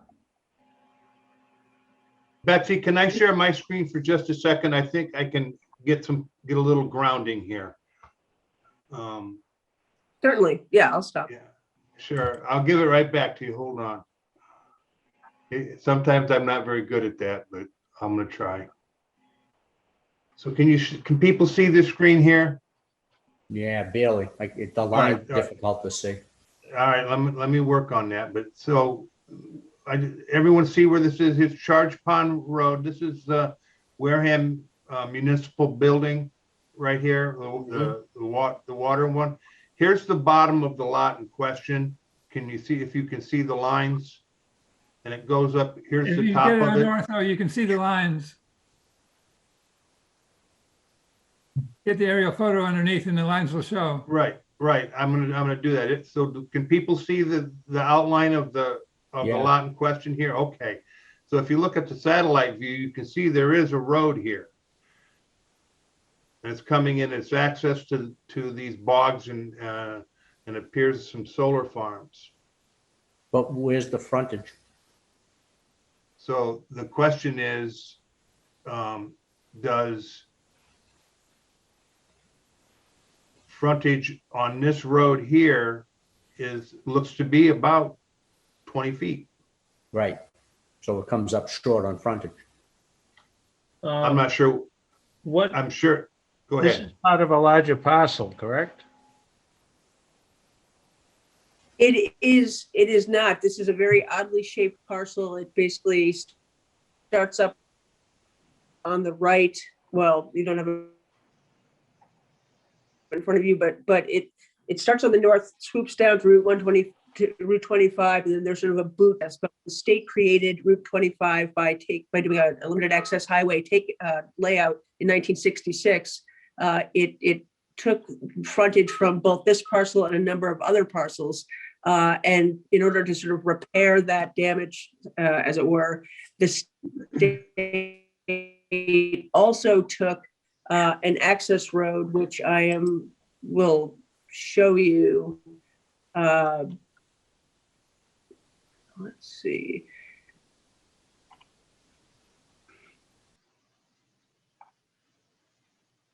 An access road that goes from Charge Pond Road across the town land to the north, across this very thin parcel with a boot at the bottom, and onto property, onto parcels, continuing onto parcels to all the way to the electrical line easement to the east. And as I noted earlier, the Zoning Board of Appeals has actually acknowledged the use of this roadway for solar parcels that are located to the east. None of those parcels have frontage directly on Charge Pond Road either, and nor were they held to that requirement because they're not buildings being built on those parcels. And I understand that that's the ZBA, not the planning board, but the town has in essence accepted the use of this way for access from Charge Pond Road to these parcels. In fact, that was the purpose of the Massachusetts Department of Public Works taking this access easement that runs through all these parcels, because their frontage was essentially eliminated when Route 25 was developed as a limited access highway in 1966. So that was the remedy for isolating the property, was a state easement across the town of Wareham's land? Yes, sir. Plan book 12A, page 66. And I can try to share it. I assume it's for maintenance of a cranberry bog then? It's for, let's see, if you want to hang on for a sec, I can tell you exactly what the taking document says. Easements are hereby taken in the parcels of land hereinafter described under the provisions of Chapter 448 of Acts of 1943 in behalf of owners of land whose right of access thereto and egress therefrom would otherwise become inoperative due to the limited access provisions of the state highway laid out as hereinbefore described, that's Route 25, and consist of the right to enter upon said land at any time and to construct thereon and to maintain and use a roadway and necessary utilities. So that, as I said, that access crosses town land, crosses Mr. Fletcher's property, crosses two properties lying to the east, and goes out and then kind of bends up north, sort of along the side of that utility easement that runs north-south from the substation to the north.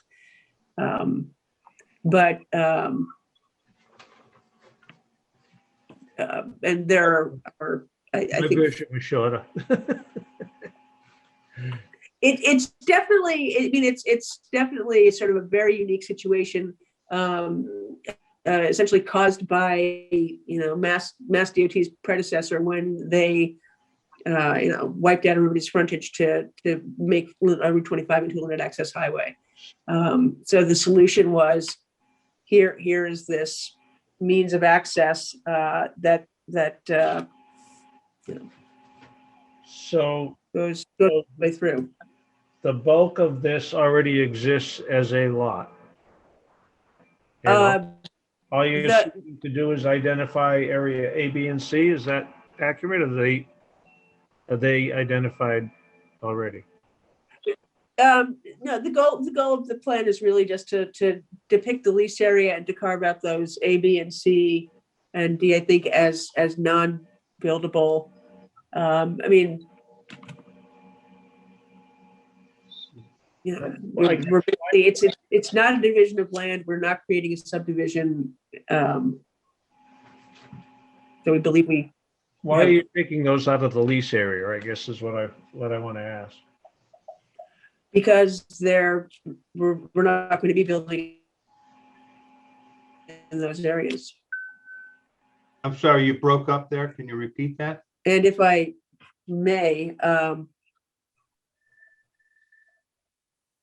because we're showing that's a business. You're breaking up, sorry.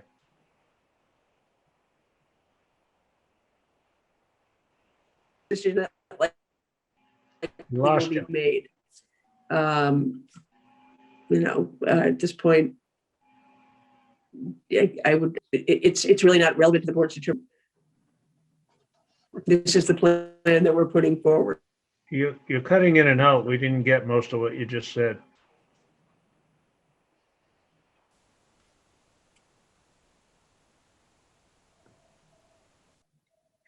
Yeah. I think.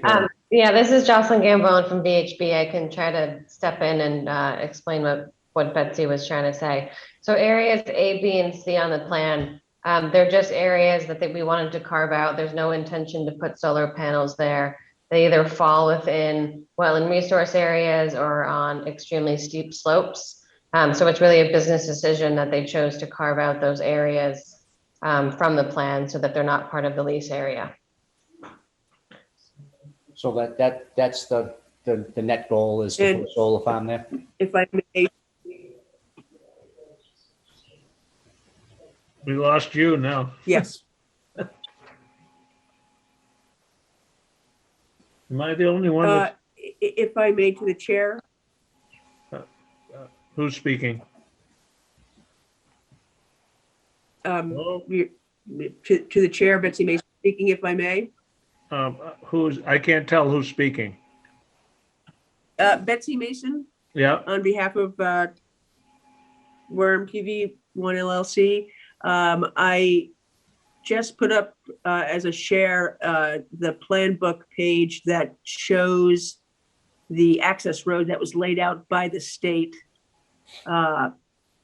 starting. Can everyone see that?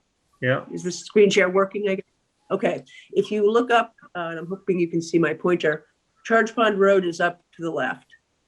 This is the town. This was a Cranberry Company's parcel. This is now town land. The access road that the state created through a taking runs across town land to this point. This is the parcel in question with the boot, and then continues eastward across two different parcels, and then kind of goes up. And here's the electrical easement that goes up. There's a substation up here. So the state essentially created this way through this taking in 1966. So what we're saying is there is access by means of this way to the parcel, and then yes, it's an odd argument, but I think a valid argument that our 20 feet of frontage are here.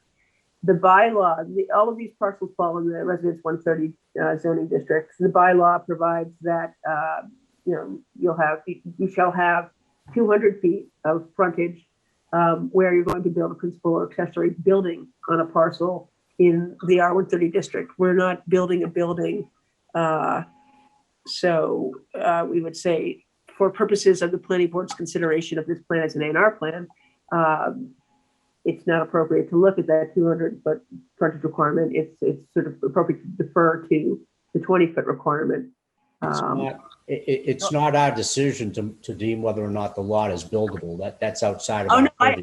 fully understand that. I understand that, and I understand that there's a difference between frontage for planning board, A&R plan, subdivision control plan purposes, and zoning compliance purposes. And that's, that's something that that's not an issue here right now, in our view. But you're asking us to ignore required frontage because you tell us you have no intentions of building something there. And that's really none of our concern, whether you're going to get a building permit or not.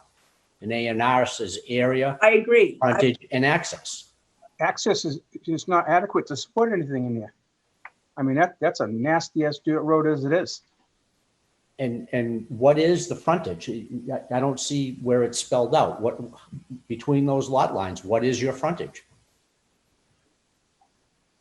The frontage is going across between the two lot lines. I understand that. What's 20 feet. It's how many feet?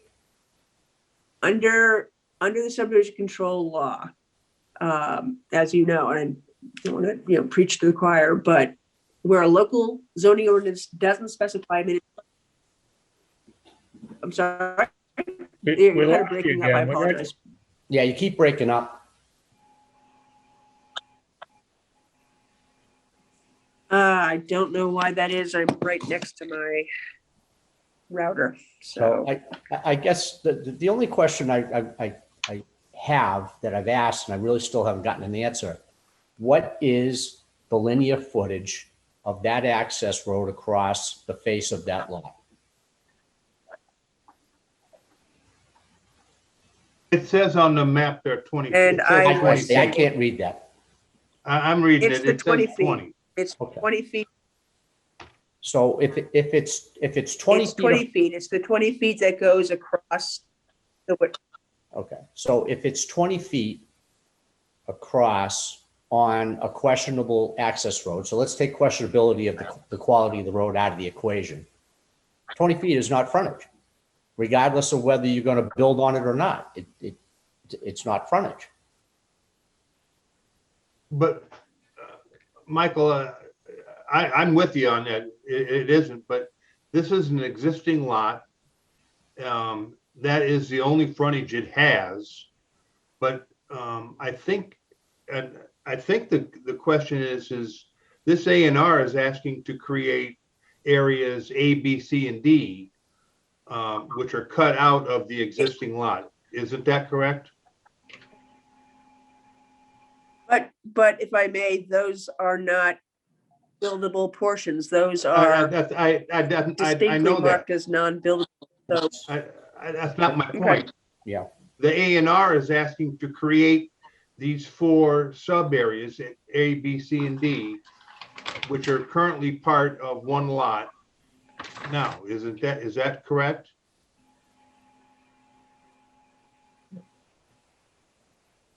I would say no, it's still one parcel. It's just showing buildable and non-buildable parts. So to the extent that it's subdividing a lot, no, we are not showing a division of the lot.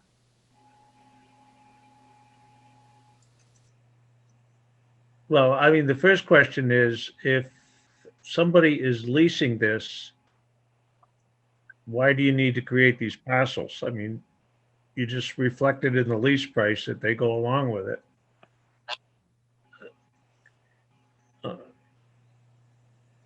And there I would say, for purposes of determining whether or not this is a subdivision of land, that is not a question that you need to ask. I'm not asking, Essentially, I'm asking why you feel it's necessary to isolate them, but I know the answer to that. But the next question would be not question, but I think it's accurate in that's all you're doing here is taking an existing lot and cutting out 3 parcels. but we're not subdividing the lot. We're not doing a division of land. We're I not didn't say creating new that. I parcels. didn't say that. I just said you're trying to cut out these 3 parcels and create 3 parcels within within this lot that the ownership won't change, which I think is permissible under an A&R. Yes. George, could I pop in here for a second? Charlie, Sure. it's my understanding that you're actually not creating parcels, that these are simply lease lines. Is that my understanding? Could we go back to the plan? That's what's represented on the plan, Charlie. Yeah, I couldn't see it well, but if that's the case, somewhere in my files here, I have some documentation that's put out by the state about plans that are prepared that do not show a division.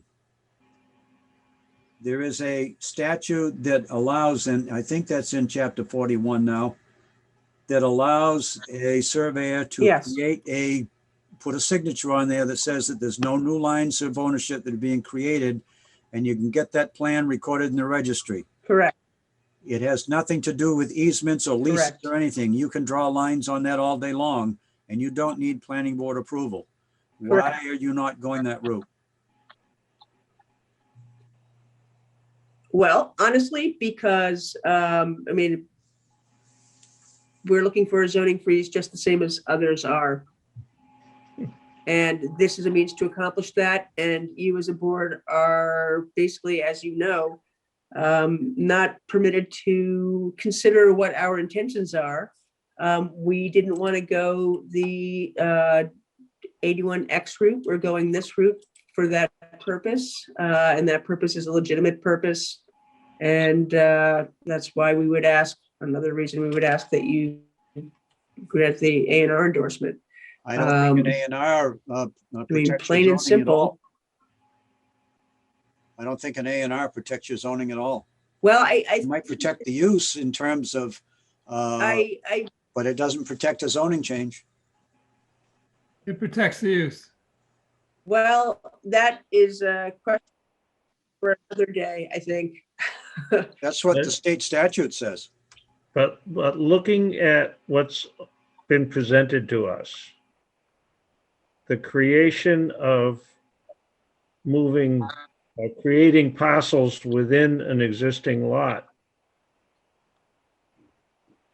In your opinion, Charlie, is that we're just basically adjusting lot lines on an existing lot? So If the argument is that right of way that goes across there, which is a right of way only to service all the parcels that were cut off by Route 25, the 20 feet is not the frontage, no, I as don't. Michael has suggested. If they wanted to carve out parcels that had some frontage, then maybe that would be something to consider. But if you're carving a parcel out that has absolutely no frontage, I don't think that that is doable under an A&R.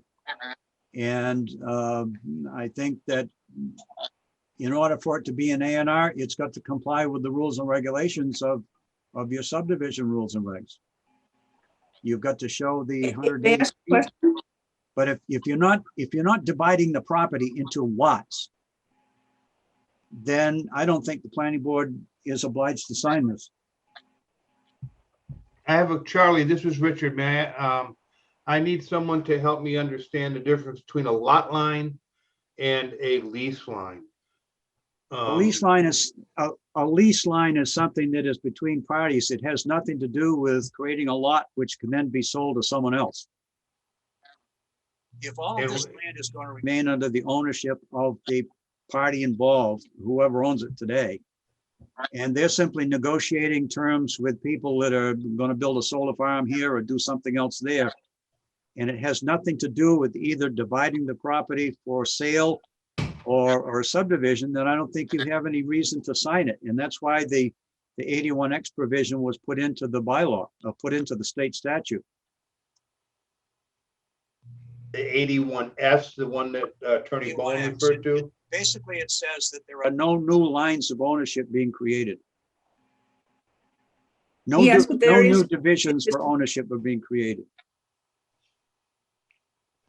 That is true, but there is case law that specifically holds that the planning board can grant an A&R endorsement to a plan such as this, where there are no new lines being created. For a very long time, courts said, nope, nope, nope, you can't do this. However, there is case, I can get the citation for you if you wish, that clearly states that perimeter plans such as this are entitled to A&R endorsement. It's a Massachusetts Appeals Court case, Cumberland Farms Incorporated versus Planning Board. It essentially says what I just said. There's no reason that a perimeter plan. I don't know. I don't know if you're leaning back away from your speaker or what, but again, we can hear what you just said. What they can do is Okay, they can, my apologies. if you don't take action on the A&R, they can ask the town clerk to endorse it after 21 days and get approval of it to file. You don't have to endorse it tonight. You're going to have another meeting within 21 days, so you could take it up for discussion and vote on it the next time. Be very careful. I think our next meeting is in exactly 21 days. Well, it's 3 weeks from tonight. Okay, so at the end of the night, that would be the end of the 21st day. Is that how it works? Yeah. Okay. But again, I don't think that this plan will not preserve the underlying zoning. The only way that gets done is through a preliminary plan and a follow-up with a subdivision plan, as you discussed earlier tonight. An A&R plan may protect the use, but it does not protect the change in zoning. I respectfully disagree, but we don't need to get into a discussion of that this evening. We're comfortable with this plan as a means of moving forward. So I guess I would ask that the board endorse the plan as approval not required this evening. Mr.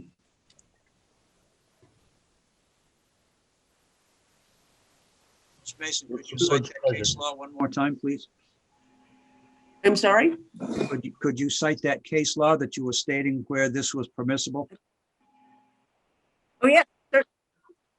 Yes, the case is Cumberland Farms versus Planning Board of West Bridgewater. 64 Mass Appeals Court 902. It's from 2005. And it's very brief, but it's nonetheless an appeals court decision. And I don't have it in front of me, but let's see, I can actually. Bear with me for a moment.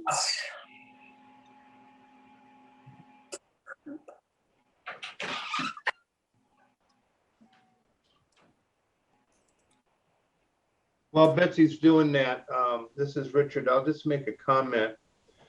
And I'm learning every week more and more about A&Rs, but from my perspective, us approving lease lines versus lot lines, us providing an A&R for a lot that isn't changing, the lot lines aren't changing.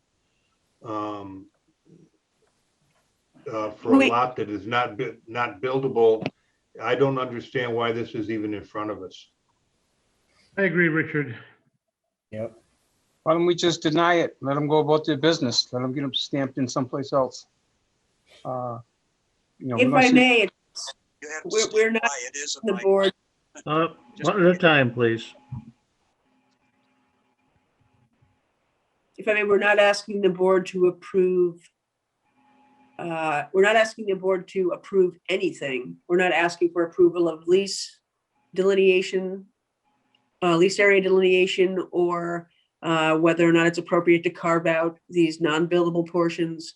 We are simply asking for the board's acknowledgement, determination, and endorsement that there is no approval required of this plan under the subdivision control law. That is all we're asking. I think that it is appropriate for the board to grant that endorsement because, in fact, we are not creating a subdivision. We're not dividing the property. We are presenting a plan that just shows how this single lot owned by Mr. Fletcher may be used in the future. Our reasons for doing that are not really before the board this evening either. We're not dividing the parcel into lots that constitute a subdivision. Therefore, it is appropriate to say no approval is required under the subdivision control law. But Betsy, according to that logic, I could file for an A&R for the property that my house sits on and just say, I'm not doing anything, but I want an A&R anyway. That's That's absolutely correct. right. And that's what the case law holds. That is absolutely correct. And you may have a reason that you might want to do that. And the case law says you can do that. And your planning board can't ask you why you're doing it. Your intention is utterly irrelevant to the determination of whether or not there is a subdivision occurring on this plan. If there is no subdivision occurring on the plan, then approval is not required under the subdivision control law, and the board is obligated to endorse the plan as approval not required. That's what it boils down to. Doesn't matter. It doesn't matter. It can be the most bare bones plan in the world. If it's not showing a subdivision, yes, approval is not required. And you may have any number of reasons for doing that, but it's not, the board case law has said in a number of cases of health, the board cannot look behind the plan. It merely may look at the plan and say, is there a subdivision plan? Is there a subdivision occurring here? No? Okay. Well, And here, from my standpoint, you're making the argument that you need an A&R for a piece of property regardless, which is completely relevant. I understand that. But you're still asking for an A&R for a piece of property that doesn't meet one of the basic requirements, which is frontage. Period. It don't have frontage. Motion to deny. Right. And that would be my vote. If they want to push it tonight and they want us to vote on it, yes or no, I'm happy to vote on it, but that would be, my vote would be no. Yeah, I'm with Michael. Michael, you just made a motion. I'll second that motion. I would ask that the motion actually be said that the plan shows a subdivision and not an A&R. So I make a motion that the plan showing a subdivision that shows inadequate frontage be denied based on one of the three criteria, which is frontage.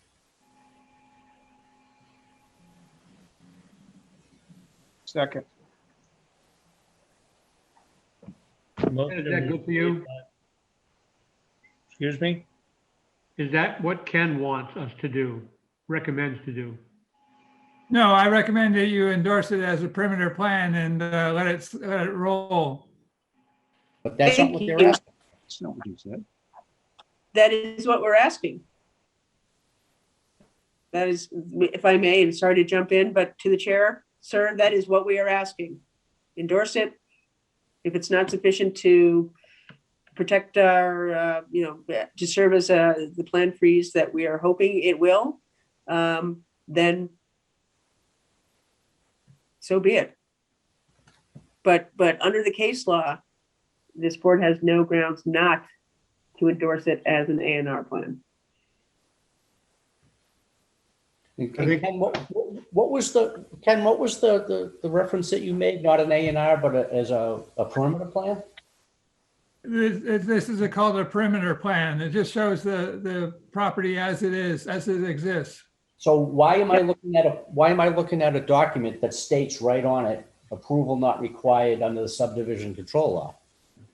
Because the perimeter plan it does not require approval under the subdivision control law. What you have to find is that it shows a subdivision, and you need to have it go through the subdivision review process rather than issue the endorsement as an approval not required. But we're not putting forward a preliminary subdivision plan. We definitely are not doing that. Well, We're that's, putting forward a preliminary plan for which we seek. it's the determination of the board as to whether or not it shows a subdivision or not. And that's what's before the board. It shows a perimeter plan and doesn't require the subdivision process to endorse it. But what you're what you're called on to find in all cases of an A&R is to whether or not it shows the subdivision. It has to go through the subdivision control process.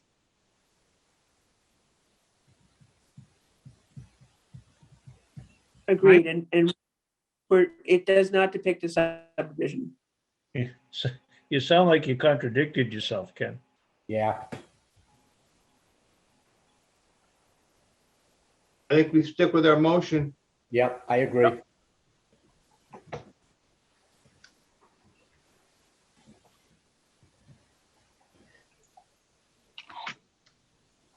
You want me to restate it, George? Think you can? If I can, I can give it a shot.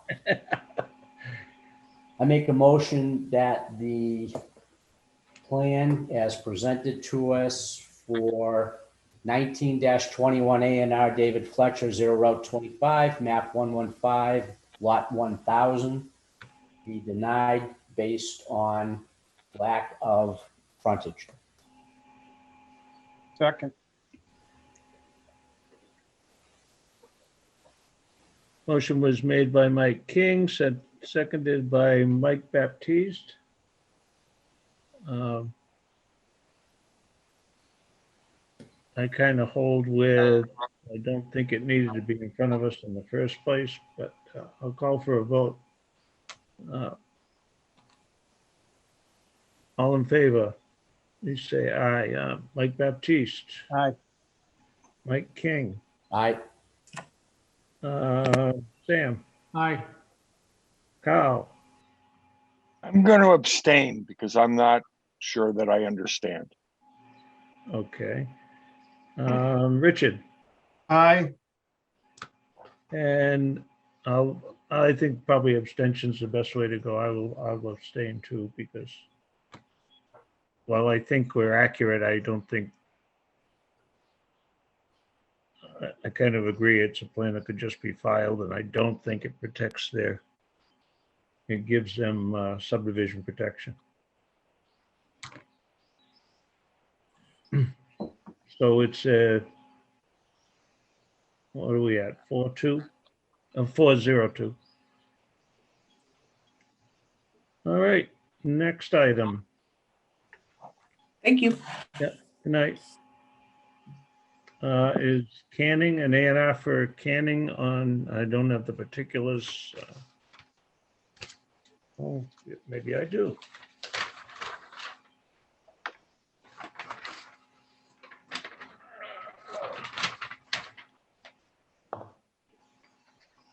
So 81 Charlotte Furnace Road.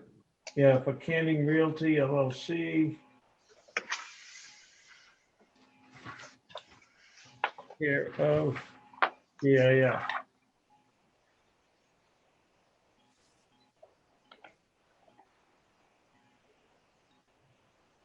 Saw Bill on earlier. I don't know if he's. I'm still on if you're ready for me. Yeah, I'm Bill Madden, GAF, representing Canning Realty LLC. We're presenting a Form A plan that's dividing a lot from his land holdings on Charlotte Furnace Road. The plan that we put before you shows 180 feet of frontage on Charlotte Furnace Road, an area of 2.6 acres thereabouts that has the frontage in the area required for the zoning district that the R60 zoning district for which this land lies. He's just looking to subdivide this parcel away from his land holdings out there where his complex is right now. So it's relatively straightforward. Form A shows the frontage, shows the area, shows the zoning circle as well. And that's pretty much it. Hey, how'd the septic system get way out there? Yeah, that's just where it ended up, and that's what the odd shape of the lot is for, so that we can offset that septic system from the property line so that it meets Title V setbacks.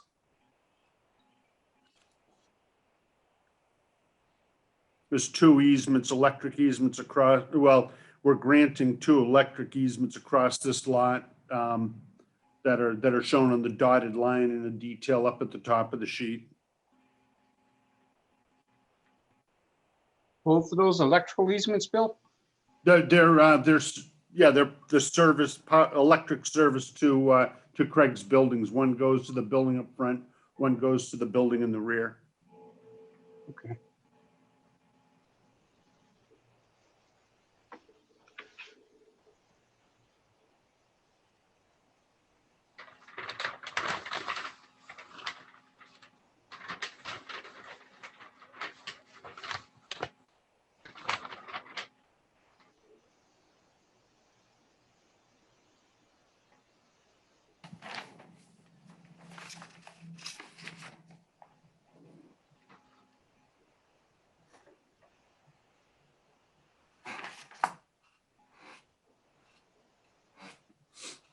It looks like all your endorsements are there.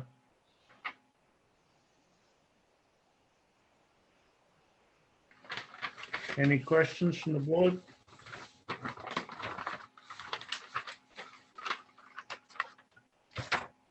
No, I don't have any. Any actions to be taken? Entertain a motion to endorse Form A. Come on, we gotta find something to give Bill a hard time about, don't we? I like to think we came prepared and knew what was going to go on this one, but I mean, you know, I don't know. I mean, I've never heard anything quite like that before in my life, but you know, I don't know. I don't have any issues, Chairman. So I heard a motion. Did I hear a second? Second, That was Sam seconding. correct. Any discussion? Hearing none, all in favor? Sam, Aye. Mike Baptiste, Aye. Mike King, Aye. Carl?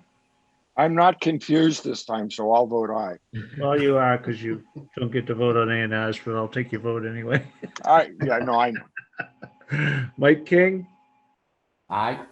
Richard, Aye. and aye for me. Thank you. Thanks a lot. Appreciate it. Good night, Bill. You guys have a good night. You got all the entertainment for free, Bill. I tell you, it's I don't know. I don't have anything to say. Yeah, that's your best move. Yep. I got one thing to say. Rich, where's the dog now? I mean, you know, is that a 2.5-hour nap? And I thought she sleeps a lot, doesn't she? You're a better man than I, Bill. I was afraid to ask about that. Well, it's a good thing. You It guys is. all have a good night. Thanks very much. All right, good night. Have a good one. Thank you. Ken, what's up next? My notes went this far. It's the Aldi's supermarket or shopping center re-subdivision of the land as an A&R. Can you put that up? I don't have a copy of that plan.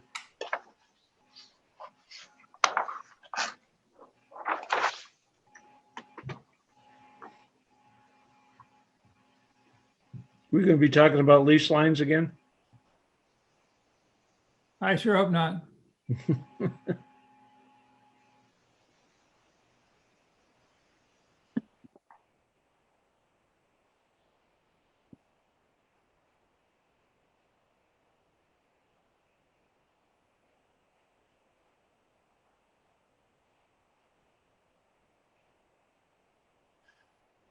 Ken, is this 2221 that we're talking about now?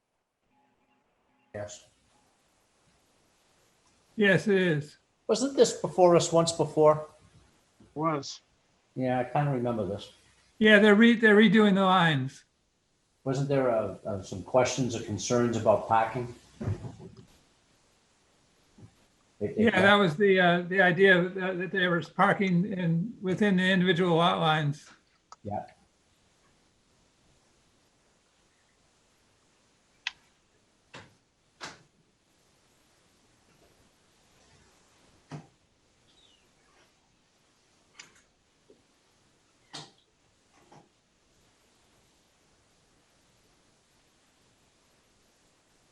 Can you see that?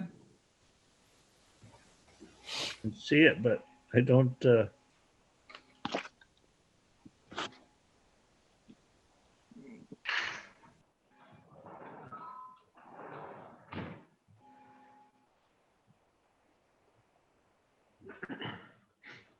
There was a lot line that ran through here.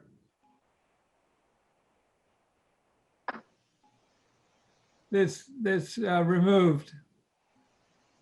So you have the lot line coming across here, splitting off all these and Jersey Mike's. I'm not sure what the other locations are. And then there is the Wendy's lot, which is existing down here in the corner. In the mattress place, Ken, in the auto parts store is going to be in its own lot by itself? Yeah, the mattress place over here and the auto parts over here are gonna have their own lot.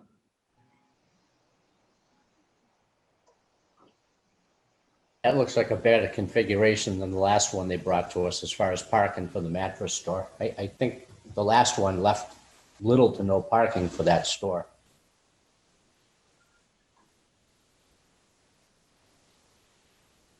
So back up, and this is all one existing lot now, and the proposal is it's divided into 3. Is that correct? No, it's not. It's in 3 lots now already. They're just And- rearranging lot lines. I think we need some clarification on these lease lines because it's getting a little crazy moving these things around as tenants change. I kind of agree with Charlie. I don't know why we're involved with leasing.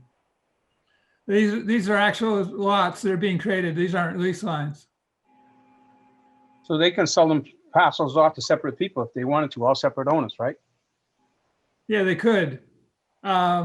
But the special permit applies to all the land as one. So what I need to see here is what the existing lines are and what the new proposed lines are. That was requested of the engineer. The only thing that's pointed out was that this existing lot line running up here and up to Toby Road is removed.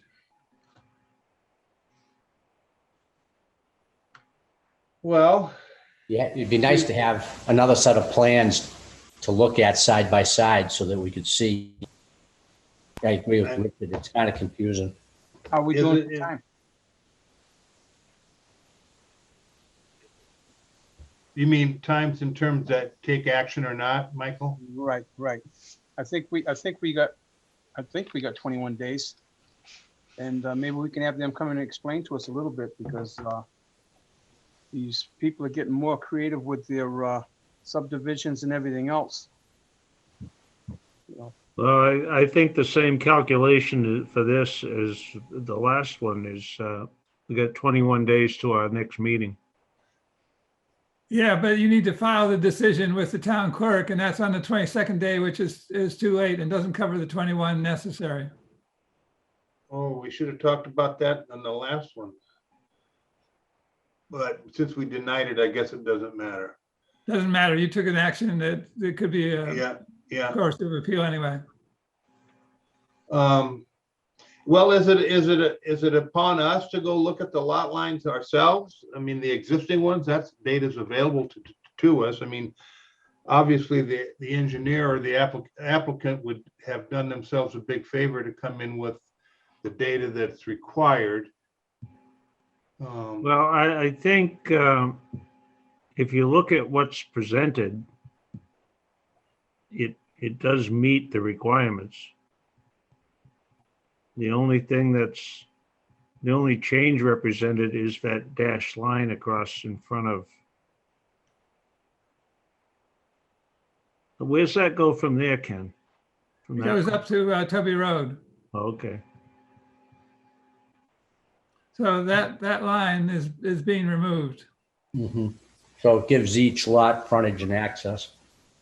So yeah, this is one lot here. Yep. With the mattress store and the car parts place and this parking lot in between. Mhm. This is one lot here where Wendy's is on the corner. And this lot line here, back here, covers the Aldi's and the Jersey Mike's and the other store spaces back in this location here. Going by that, Wendy's doesn't control their access, correct? That's correct. But this is all under one special permit. Right. And doesn't that violate the terms of the special permit to draw lines in these areas the way they have them? You got a question now about landscape buffers along lot lines and percentage of parking, percentage of impervious cover, all that sort of thing.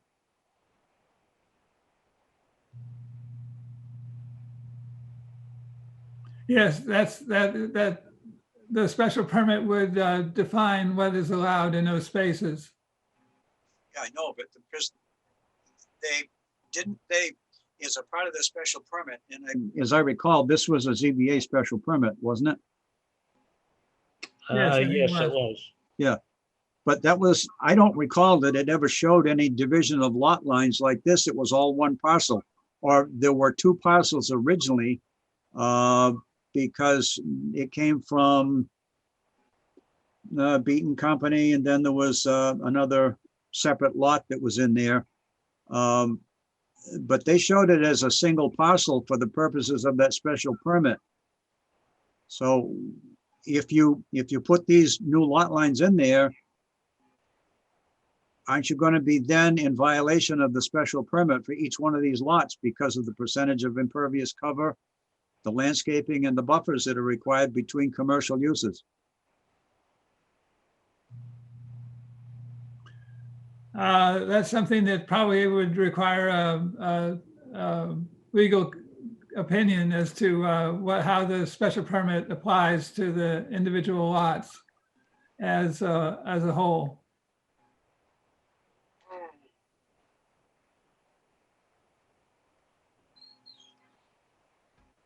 Well, that comes under, but the lots have already been created. We're just eliminating or relocating one line, so.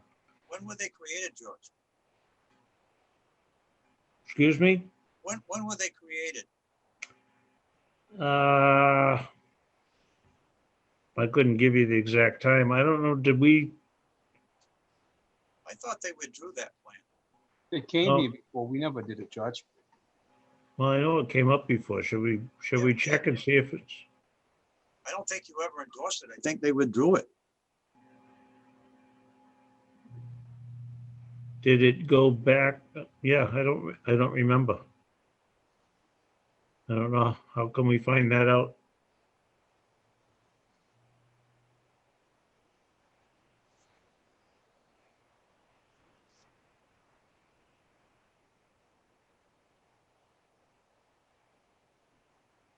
So if the lots don't exist, this would be a subdivision plan, right?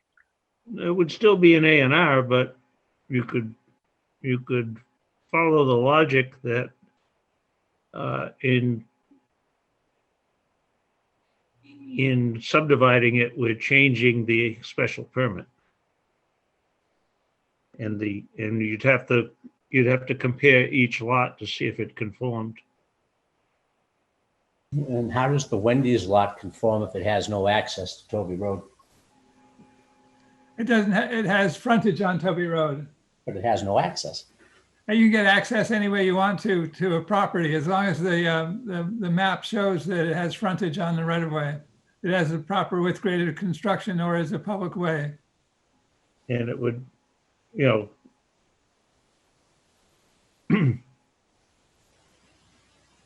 they're certainly not going to shoot themselves in the foot and not have an easement or rights to that driveway.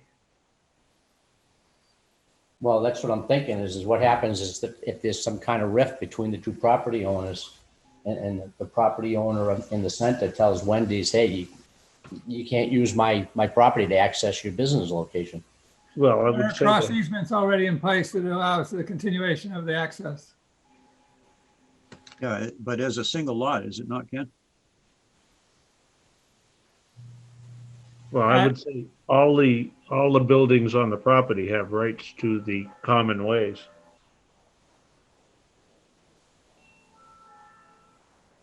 And can you slide your screen over to the left a little bit so we can see those notes to the right? There you go, thank you.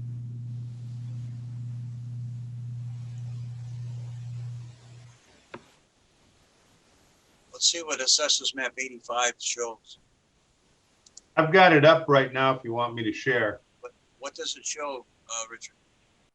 Well, I'm still struggling with the lot designations. Let me show you what I got. Just see if you can pick it up so we can see Toby Road and Cranberry Highway. So here's Cranberry Highway here. Here's Toby Road. Here's Wendy's. Here's Jersey Mike's and AutoZone, I think. Yep.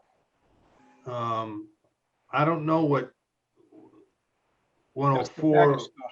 That's where Liquors and More is. Liquors and More. Yeah, okay. So you can see what the current lines look like here. Yeah, those go back a ways, but I don't recall that. Anyway. Sorry for interrupting.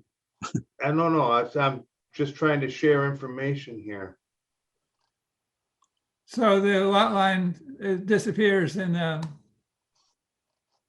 Jersey Mike's and that gets wrapped into the lower, bigger parcel with Aldi's in it.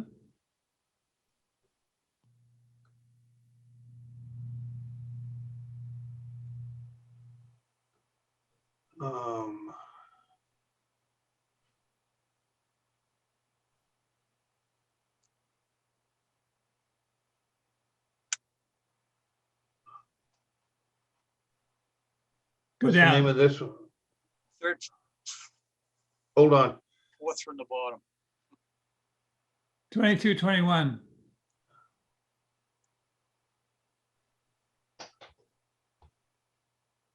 The other entry.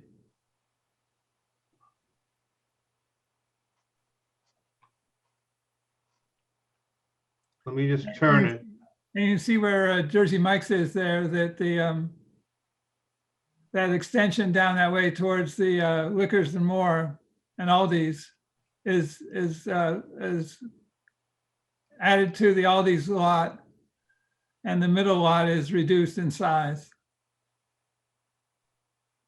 Is there a change by the mattress place also?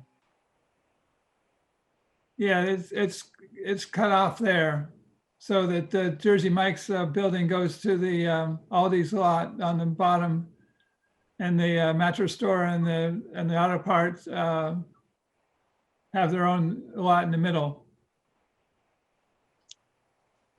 So it looks like they're making a fairly small adjustment here on it. But Charlie, I didn't understand the concerns you had about the original permit and would it be in violation to do this? So, Well, when they laid out the entire property, what they did was create an approval for the entire area, and they withdrew the Wendy's lot from the subject of the discussion at the time that they approved this project, because they were looking for a drive-through at that time and it wasn't allowed in the zone. So they withdrew the Wendy's lot from the subject property, which included everything else.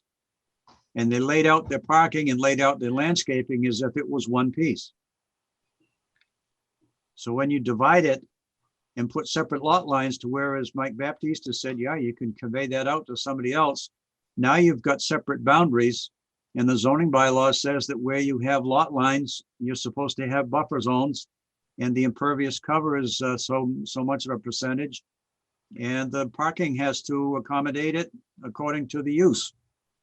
But a special permit has been laid out over the whole parcel that wraps them together, and makes the requirements go across the lines. What would be difficult was if you had different owners, that would create a nightmare if you had a conflict. That could happen, George. Yeah. Backing up, Charlie, you said when this was originally done, this was all one lot with all one permit. They pulled the Wendy's out. Yep. But at some point, someone popped this line in, right? Yeah, I don't know when that was done. I know that they came in previously, George referenced it, and there was a concern over, I think, separating out the mattress place as a separate piece. And I thought that plan got withdrawn. And I wasn't aware of when I haven't been to every planning board meeting, obviously, so my memory may be poor. But I just don't remember them coming in and carving that up after the special permit, that's all. But it happened. It Something clearly happened. Right? Well, Yeah, something. yeah. I don't know how. Oh, and the applicant is not at our meeting tonight. Am I right on that? I would say that's a yes. Okay.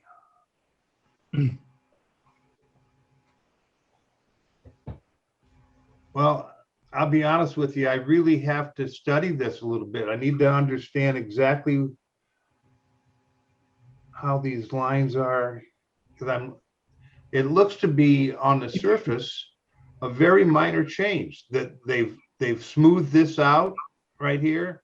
Yep. They brought this up a little bit and they brought this one down. If I'm reading it right here.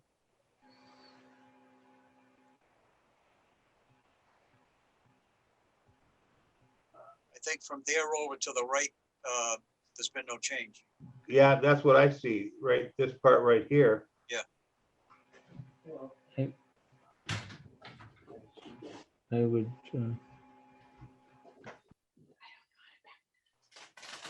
Actually, you know what it looks like? It looks like all of this appears to be about the same, except this used to go all the way down to include Jersey Mike's. If you're following me. Mm-hmm. And it shows the lot line that was removed as well. Yeah, this lot line was all the way to here. So what they've effectively done is put Jersey Mike's, which is right here. They've moved it from this lot to this lot.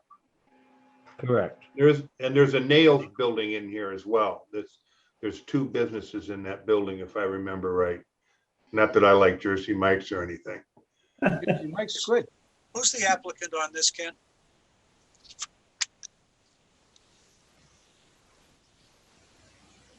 Did you get that, Ken?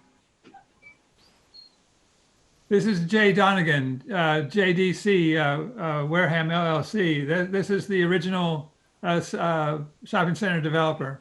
Yeah, okay. I don't think there's anything else here. You're going down to the public hearings for all those preliminary plans. I'm going to scoot over into the Plymouth Registry of Deeds and see if I can find an A&R plan that shows that was divided. I'll see what I can find out for you. All right, let's put that on hold and move to the, I guess we're up next is the continued public hearings, Ken? These are the public hearings on the preliminary subdivision plans. Yep.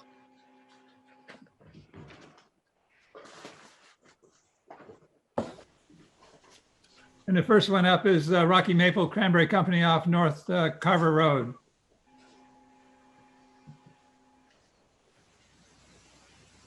You need that put up?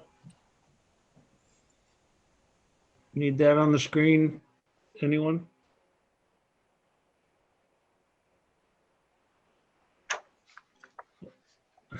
Hold on, I'm just looking.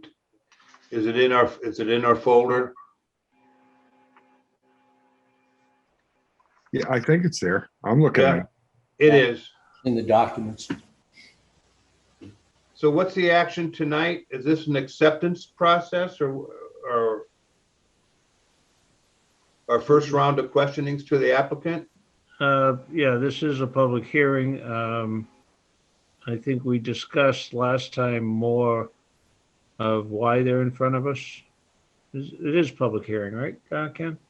Yeah, we've advertised it as a public hearing so that you can take comments on this and give some recommendations as to how you want to how you want them to proceed in the filing of a definitive subdivision plan.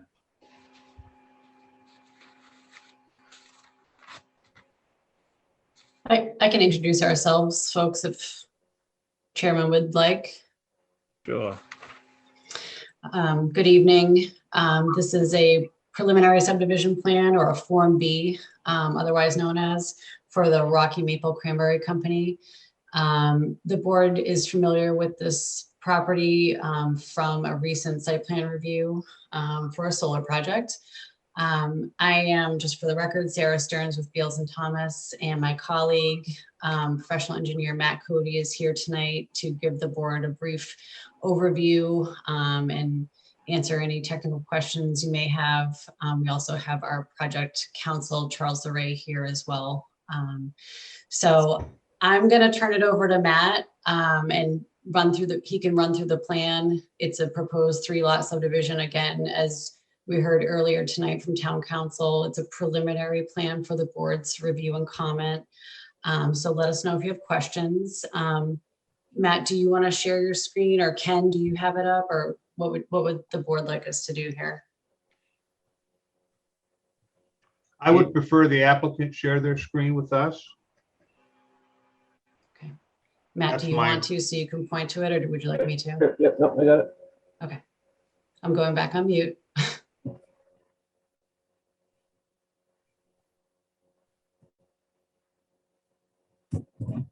So again, board, thank you for the record.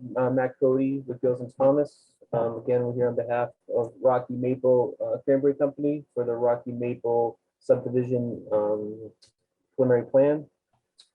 What we're proposing is, well, first of all, I guess the property, for those who don't know, it's off Route 58 at the junction of North Carver Road and Route 158. It's just north of that. We're proposing access. We're proposing a short 250-foot approximately subdivision road that has complete 40-foot right of way that terminates in a 100-foot cul-de-sac, a 100-foot diameter cul-de-sac with, again, the required 120-foot right of way radius, all compliant with section 3 of the bylaws relative to the preliminary plans and the Form B plan checklist.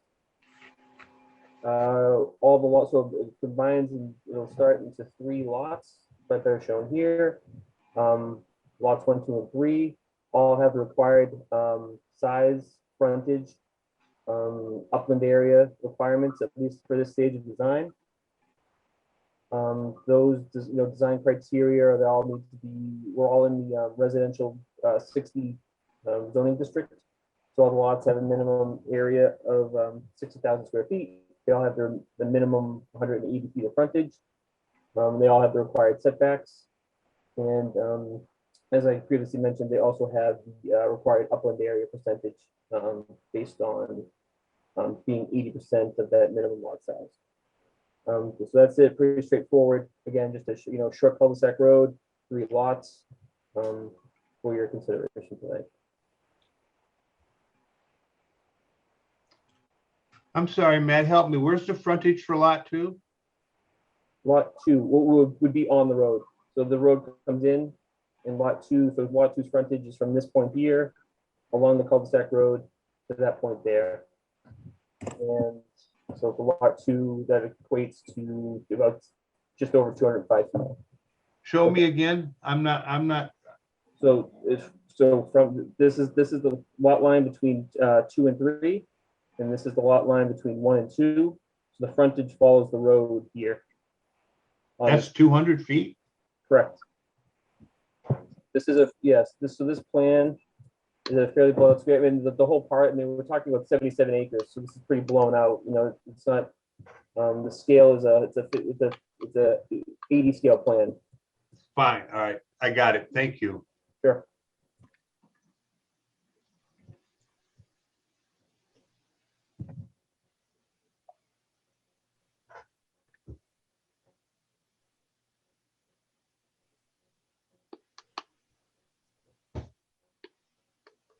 Lot 3 is 11 acres, lot 2 is 47 and a half, and lot 1 is 15 and a half. Am I reading that right?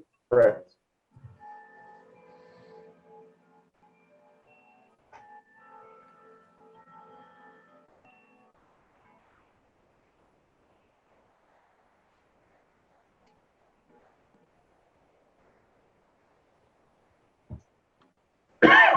So if there's no questions from the board, I will put it out there for public comment if anyone would like to be recognized.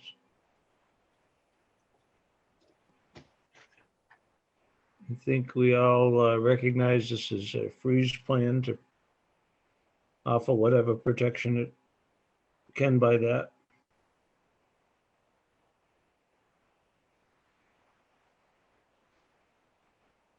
If there's no questions,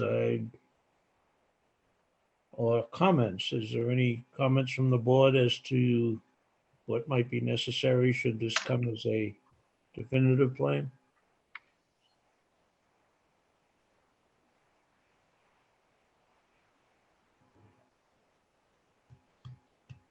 Hearing none, anybody want to make a motion? Entertain a motion to close the public hearing, Judge? Sure.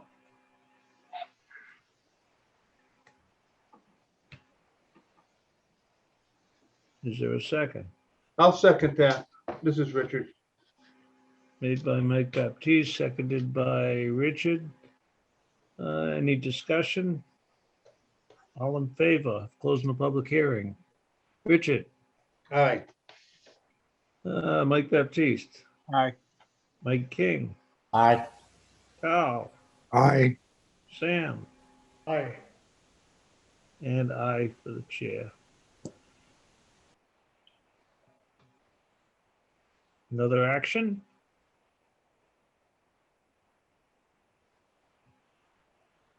Make a motion that we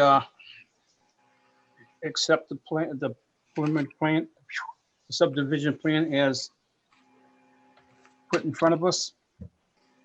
As submitted?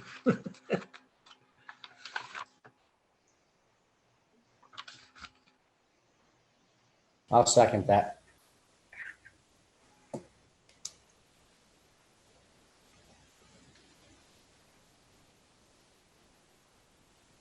Any discussion? All in favor? Mike King? Aye. Mike Baptiste? Aye.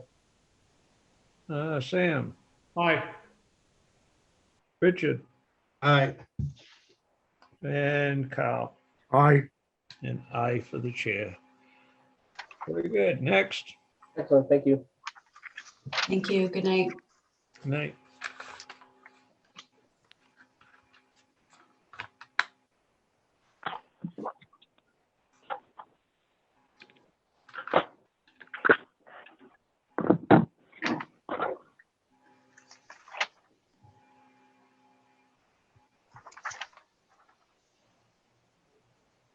Which one's next, Ken? Next one is LSE Tucana LLC, care of. This is 1-13 North Carver Road.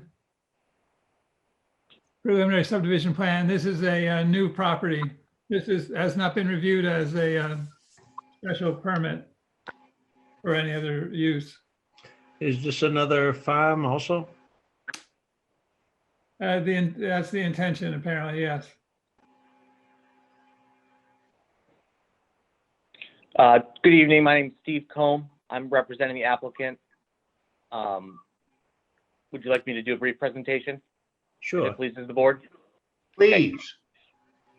Sure. Good evening. My name is Steve Combe. I'm a professional engineer in the state of Massachusetts, and I work for Prime Engineering. I'm here tonight to present a preliminary subdivision plan for 1-13 North Carver Road. That's map 103, lots 1037, 1038, and 1039. And that's on behalf of LSC Tucana LLC. Basically, what we're proposing is 2 lots with frontage on a new Form B subdivision road very similar to as you just saw. It will create 2 lots off of the new road called Intero Way and 3 parcels along North Carver Road. Excuse me, are you able to as- put that on the screen? Yes, sir.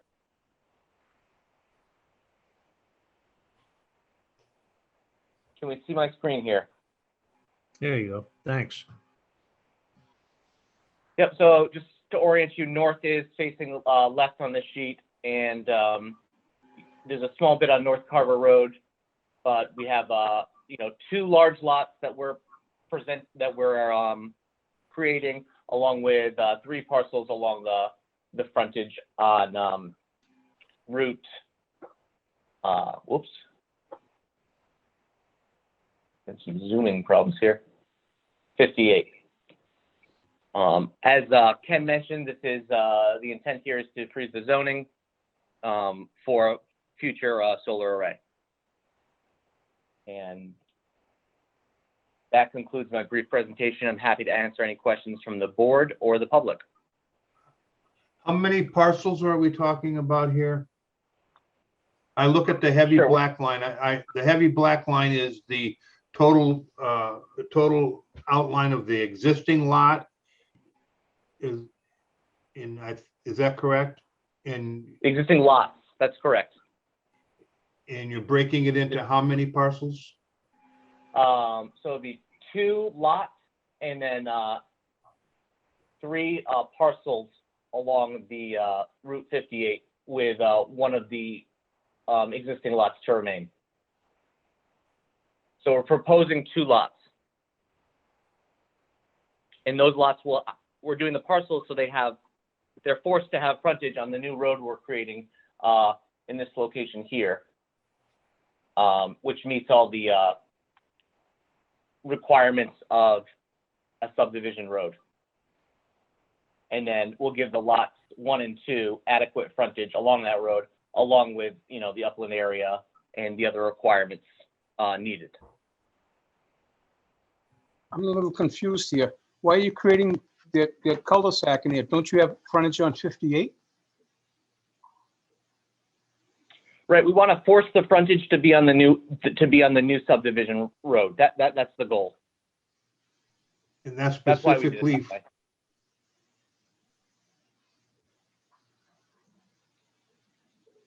way. Can you please repeat the question? I didn't hear it. yeah. So I see parcel A, parcel B, I see parcel C.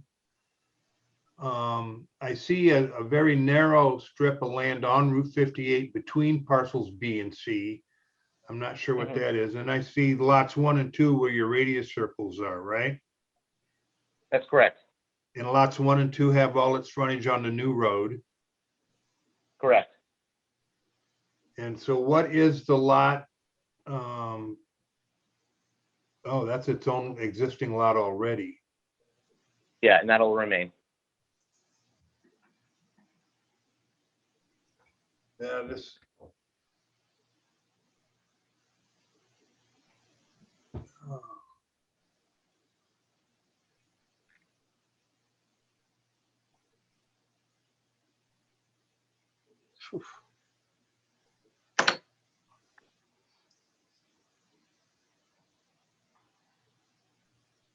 Getting creative. What's that? Yeah, we're just, I enjoy watching civics engineering at work. That's not a negative or a positive comment. I just find it fascinating. Engineers with a big Etch-a-Sketch. Yeah. This is Charlie. I'm back. Question, please. Sure. The piece which is in the left lower corner of your plan, it's unlabeled. What is that a part of?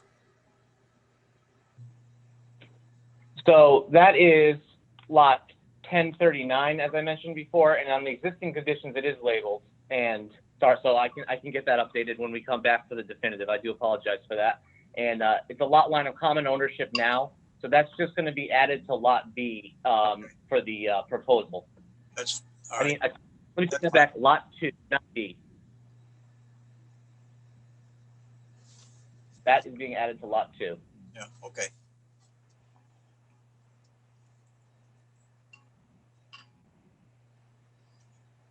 Okay, that's that piece across on 58. Okay, I got you now. I was trying to get the That's location. where here. Paul Renter's bees were. Right, right, the bee farm, yes. Yeah, okay, yep, I got you. Okay.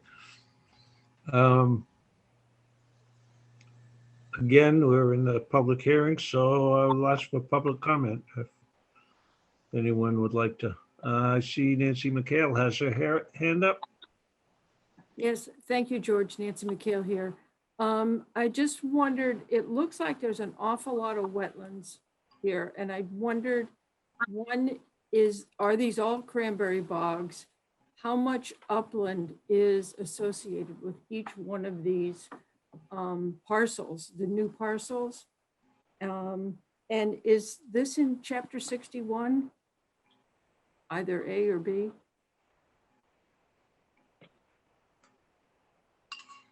So I could, if the board would like, I could try to answer that question. Sure. So the contiguous upland area is listed on the plans, and basically the parcels A, B, and C are taking a chunk of that, but there is some remaining on the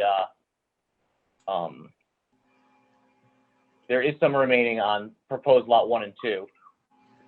So obviously we're using GIS property lines and, wetlands that are from GIS sources. So it's not like these are flagged, just so everyone's on the same page. But I could give you an area, but it meets the requirement of the zone R60, which this is. Does that help answer the question? That Yep, answers sorry. part of it. Is this in chapter 61? Do you think you could tell me more? Like, I'm not sure I understand that question. 61 in terms of the subdivision control? Chapter 61 are they assessed as agricultural or forest land? I can tell you that the zone is R60, and I guess that's something that I could look into more as we come back for the definitive portion of this moving forward. Okay, the question becomes, if this is in chapter 61, then at the time it would have to come out of 61 and be converted, and there's a whole process that the town would have the right of first refusal to purchase this. So that's why I'm asking the question about 61. Okay, I'm making a note of that right now. Thank you for the question, Nancy, and we'll have to address this, when we come back for the definitive portion. That'd be separate from the definitive plan. Oh, what? Yeah, it's a separate issue. It's looking at the project long-term. That's all. Thank you. I appreciate the ability to comment.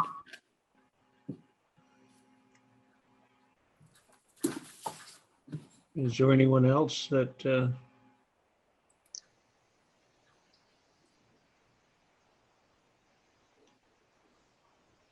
It appears, George, about as straightforward as the previous one that we did. So would you like to close the public hearing? I'd make that motion to close the public hearing. Second.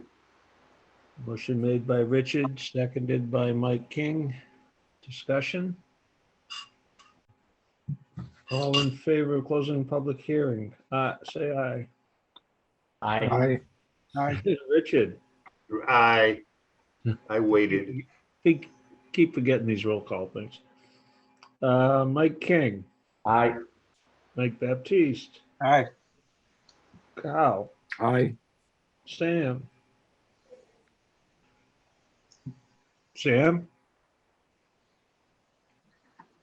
Is he with us? Aye. There you are. And I for the chair. Anything further to be moved? Question, George. What's that, Charlie? Seems I'm a nitpicker, but I have to ask the question. Mr. Colm, is that plan prepared by a land surveyor or just yourself with a stamp on it? This isn't my stamp, but this was prepared by, Prime Engineering. Is there a land surveyor stamp on the plan?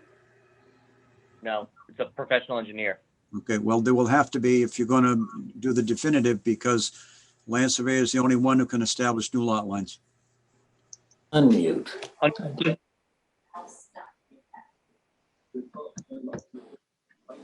don't know what was said then, but Basically, when we come back for a definitive, it needs to be prepared by a land surveyor, PLS. okay.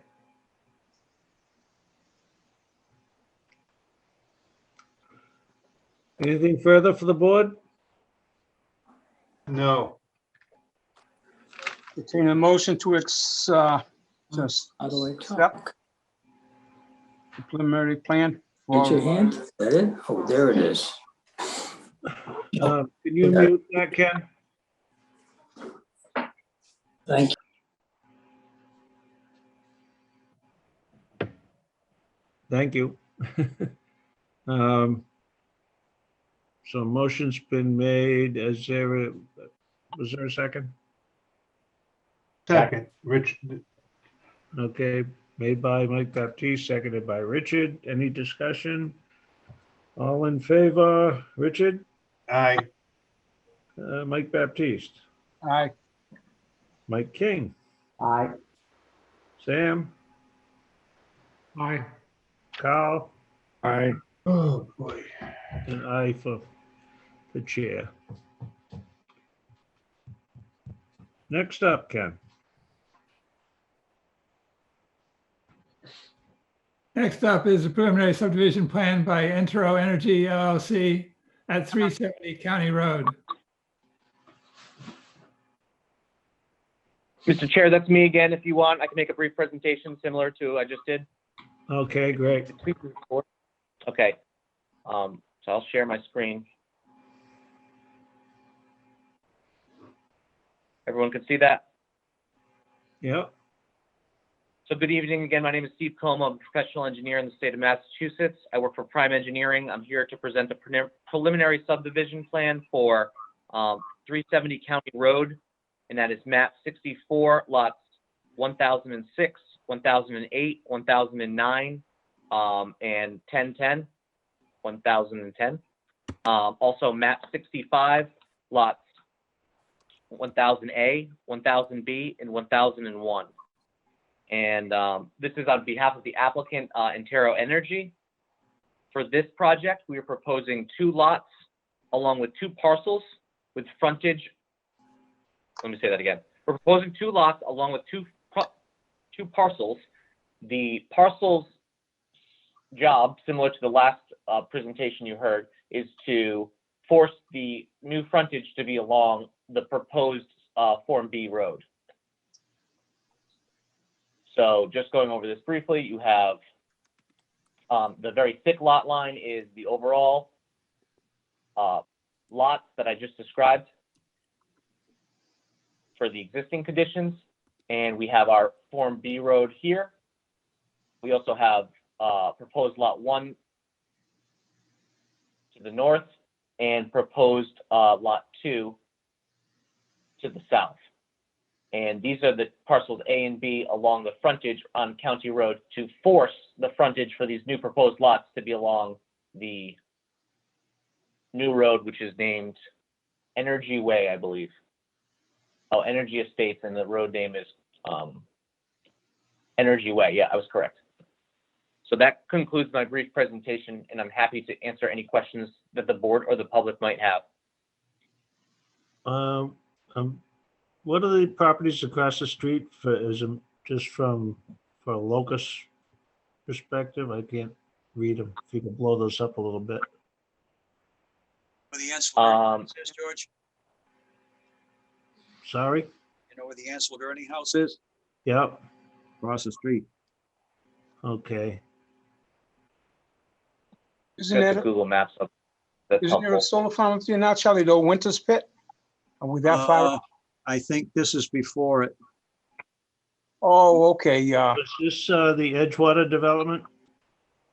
No, that Edgewater development was turned into a solar farm 3-4 years ago. What the hell? That's further along this road. It's an old bog over there, I think right? That's it. So, just to the north, I think is the one you're talking about. I'm not sure though. okay, is that your property to the south of that? Yes, sir.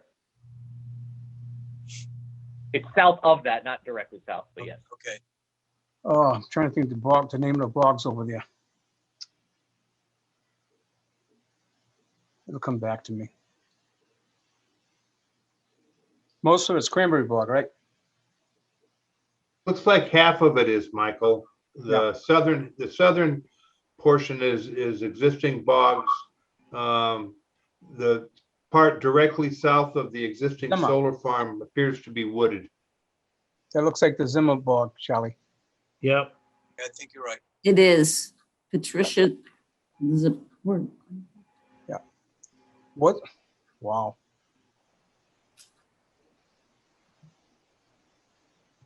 Wasn't there an easement going across there? Or there was access to go out to, oh, wow, Whitehead Sand Pit in the back. I think it bordered that access. I think if you go north, you'll see it. Okay. There was The like, yes, road that's you're it. talking about, Mike, is the northern boundary of that solar farm that exists. Okay, okay.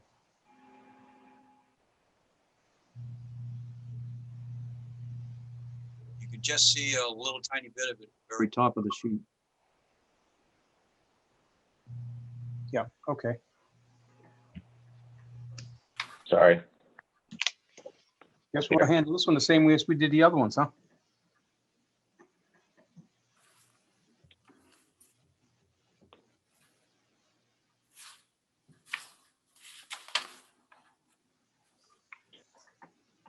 And I mean, I don't think I mentioned it, but this is we are doing this for the same reason as the previous application I just went through, to freeze the zoning on site.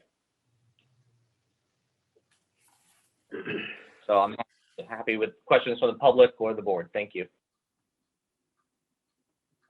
Anything further from the board? Nope, not for me.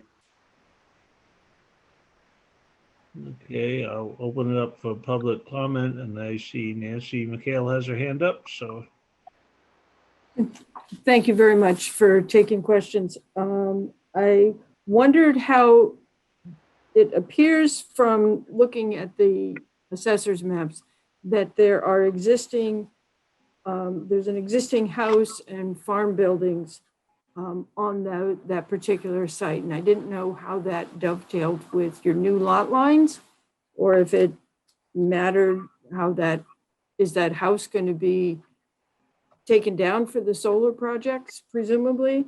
And is the solar, and I may be getting ahead of myself, but is the solar intended to be over bogs or over the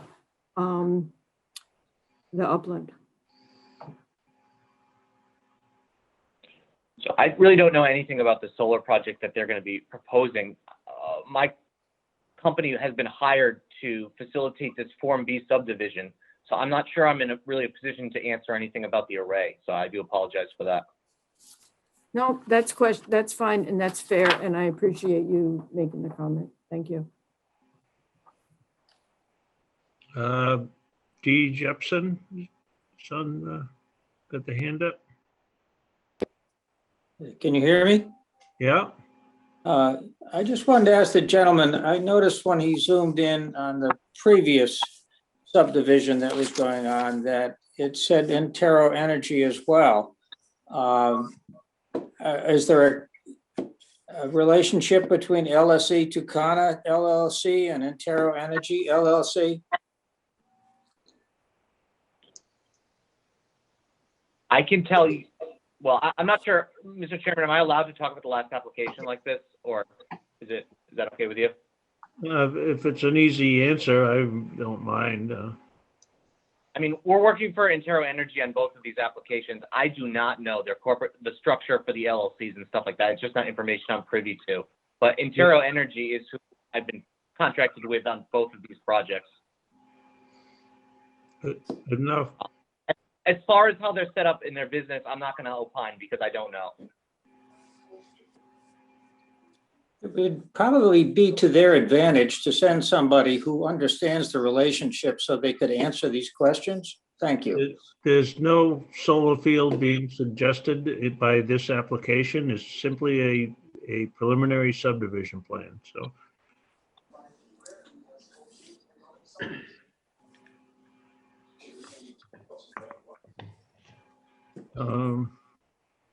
I'd make a motion to close the public hearing, George. Second. Motion was made by Richard, seconded by Mike Baptiste. All in favor, Mike Baptiste, Aye. Richard, Aye.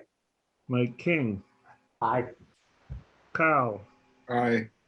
Sam, Aye. and I for the chair. Thank you. And any further motions? Make a motion that we endorse. Go ahead. I'm sorry. Make a motion, we endorse the plan for preliminary subdivision for Intro Energy LLC on County Road, 370 County Road. Is there a second? Second. Motion made by Mike Baptiste, seconded by Mike King. Any further discussion? All in favor, Mike King, Aye. Mike Baptiste, Aye. Richard, Aye. Carl, Aye. Sam, and I for the chair.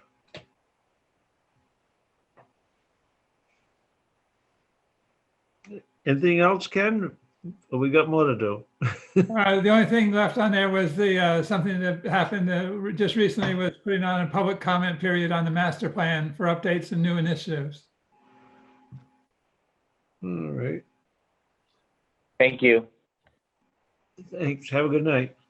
George, before you close, I did find that you approved a plan for Wareham Marketplace for Jay Donegan back in November of 2019. And essentially the lot lines that you saw on the plan, with the exception of the one where they dashed it. So there was an approval not required plan that divided that into several lots back in 2019. Okay. It's Plan Book 63, page 1141, in case anybody wants to look at it. So back to the approval not required plan submitted to, and I can't think of the name of that company. Canning Realty. Yeah. Is that it? No, No, it's Wareham Marketplace, is it? Is that? Sorry, what- yeah, yeah. It's JDC Wareham LLC. There you go. You heard the information. If you would like to take some. I action. think, George, I think this is simple enough. All they're really doing is swapping the Jersey Mike building from one lot to another. We have precedent in creating these lots, as Charlie has graciously researched and told us about in very short order. So I would make a motion that we accept that A&R as presented. Second that. Endorses the word, I think. We know what you mean. Okay, thank you. Motion was made by Richard, seconded by Mike King, if I heard correctly. You did. Any discussion? All in favor? Mike King, Aye. Richard, Aye. Mike Baptiste, Aye. Carl. As you noted, I don't vote on A&Rs. I didn't want you to feel left out. No, I never feel left out. Sam? Yes. Aye. So just me left. Aye, for the chair. Okay, what is it you want to look at on the master plan? Can I talk to it for a second, George? Sure. I was surprised and pleased to see the agenda item added. I had initially just meant for this board to have some discussion about how we could entertain general public comment and input outside of the public hearing process. And it had been suggested that we focus on master plan, which I thought was a great idea. And if we are going to do this, and the board is happy with it, I think we need to be very clear to the public who want to speak that it is a master plan comment section. It needs to refer to existing or proposed changes, to changes or updates or new items to be included in the master plan. It would not be meant to be just general commentary about whatever the person cares to talk about. It needs to reference the master plan and how we keep that a growing and dynamic document, which it's meant to be going forward. So it's going to be hard. It'll be hard for you, Mr. Chairman, to monitor and manage that, keeping it focused on master plan and not allowing it to turn into a general public forum complaint session or whatever you want to call it. So I'm not convinced that this board has agreed to having this on our agenda. I would certainly support it, but I want to make sure everyone's comfortable before, and we understand the ground rules and what they should be before we move forward too hard. Should we make this a workshop session, say quarterly? Is this something you think should be part of every meeting, or monthly or annually, or? It should definitely be more than annually. Absolutely. Could we go and say maybe do it, say gather the information from the meetings as we go, and we have a workshop, say on the third week or the second meeting or whatever on the prior stuff we worked on. It seems like we're running into a lot of little cubby holes, little issues that are coming up, and I think we can address them, put them on a wish list basically, and we get to them once a month. I think a combination might be in order. From the point of view, if you go back and look at our current version of the master plan, we added in a procedure for updates and changes to be made. And part of that is I'll just use a citizen, for example, a citizen to come forward to this planning board and make a presentation to us around the changes they're proposing. That can happen at any time, at any meeting, by being requested to be put on the agenda for that specific topic from that particular person. Maybe that goes in here under this exact title. Anyone who wants to come forward with a proposed change or addition to the master plan, this is the time to do it. But at the same time, this board can't sit back and wait for other people to propose changes. We need to be thinking about it. And Michael Baptiste is exactly right. We see every meeting that we have, we see issues that need to be discussed and probably action taken about how we do our business and what our bylaws need to state. So I would suggest we keep this here. We keep it specific to proposed changes to our master plan. Keep it tight but formal. It's not a general commentary section. It is for proposed changes, but we do have a workshop, I would say at least on a quarterly basis, if not monthly, for this board to work on changes that we need to make. I'm sorry, I get verbose and ramble on, so forgive me.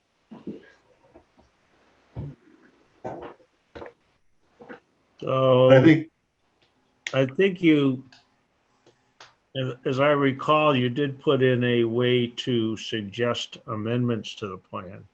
Right, as I mentioned, yeah. And And this agenda item would be the spot where people would come in and make those suggestions. and I think it would be handy if there was if we made it known or reminded people that they could be, these suggestions could be done in writing or by email, so we would kind of see them coming. That's a very good point. So I think for tonight though, George, being the hour that it is, the smart thing to do is just call for any public input from anyone that wants to make it now regarding our master plan, because we do have it on the agenda. Richard, do that if there's. I do have to get myself closer to my charger, so just bear with me for a second. Richard, this is Carl. It's my understanding that this master plan has not been approved by the town yet, right? And it's on the warrant for the next meeting? Kinda. The planning board has the sole authority for approving the master plan.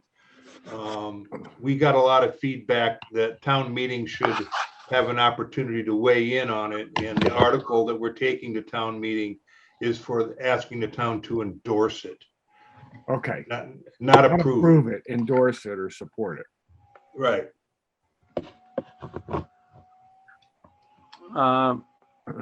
So did anyone? Go ahead, Mr. Did any?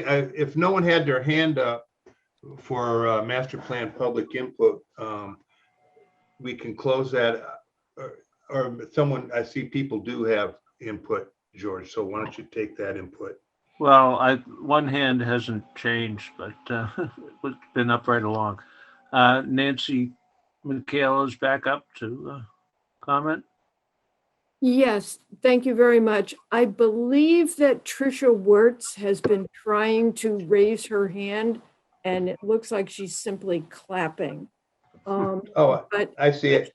But she did put something in the chat for you guys. So I would defer to Tricia if she could unmute herself, or if you can read what she put in the chat. But I agree, this is a great idea. Thank you very much for putting it on. Thank you. And thank you. I don't see her clapping or anything, so. Unmuted. I'm here, guys. Oh, okay. Hear me? Yes, we can hear you now. Yeah, so for some reason, I thought that was waving, not just raising your hand. So you guys may be familiar with me or not. I ran for a selectman earlier this year. Mm-hmm. And one of the things I did is I spent a lot of time looking at your master plan. And I thought, or our master plan, I thought it was really good. I also owned a company for 30 years that did this type of consulting for technology companies, big ones you'd recognize. So I heard you discussing tonight a lot of ideas going forward about some of the thoughts I had on how you get the town to accept and back and help you enable a master plan like this to happen. So I'd be thrilled to work with you. If at some point in time you want to take this offline and talk a little bit about the different ways it could be implemented and the different ways various citizens could be involved. Ms. Wertz, this is Richard Swenson, and George, with you and the board's agreement, I'd be happy to talk with you offline about this. I'm probably the most familiar with the master plan and the work that we went through to get the board approval done and the endorsement article to the town meeting. So if you would like to, can you email me, and then if let me back up, if the board's okay with that? I don't have any problem with it. That's the intent of this inquiry, is to get some more input and some more eyes on the work that's been done. So that's. Mm-hmm. So Ms. Wertz, my email address is SWENSR, that's like Swen Senior, Mhm. at gmail.com. Okay, and you'll see mine come from tworths@verizon.net. Great. And then let's get the connection started, and we'll set up a one-on-one and talk about ideas that you have that could help us. Super, appreciate it. Thank you. Great. And Nancy, thank you. George, speaking of master plan, at town meeting coming up on the 12th, before the meetings all got postponed, I had a presentation that I was going to give on behalf of the board to town meeting in the auditorium, but this will be outdoors and we won't have the ability to do presentations like that. I've taken that presentation and broken it down to words, and I'd like to share it with all members of the board and get your feedback. I don't think that violates any open meeting laws doing that. And George, if you'd like to make that explanation when that article comes up, that'd be fine. If you'd like me to do it, that'd be fine as well too. It doesn't matter to me one way or the other, but I do have some verbiage and I'll share it with all the board. And we'd have to comment to George, and because our next meeting is after town meeting. You got to keep it under half an hour though. Yeah, I can keep it under 2.5 minutes. I've tested it.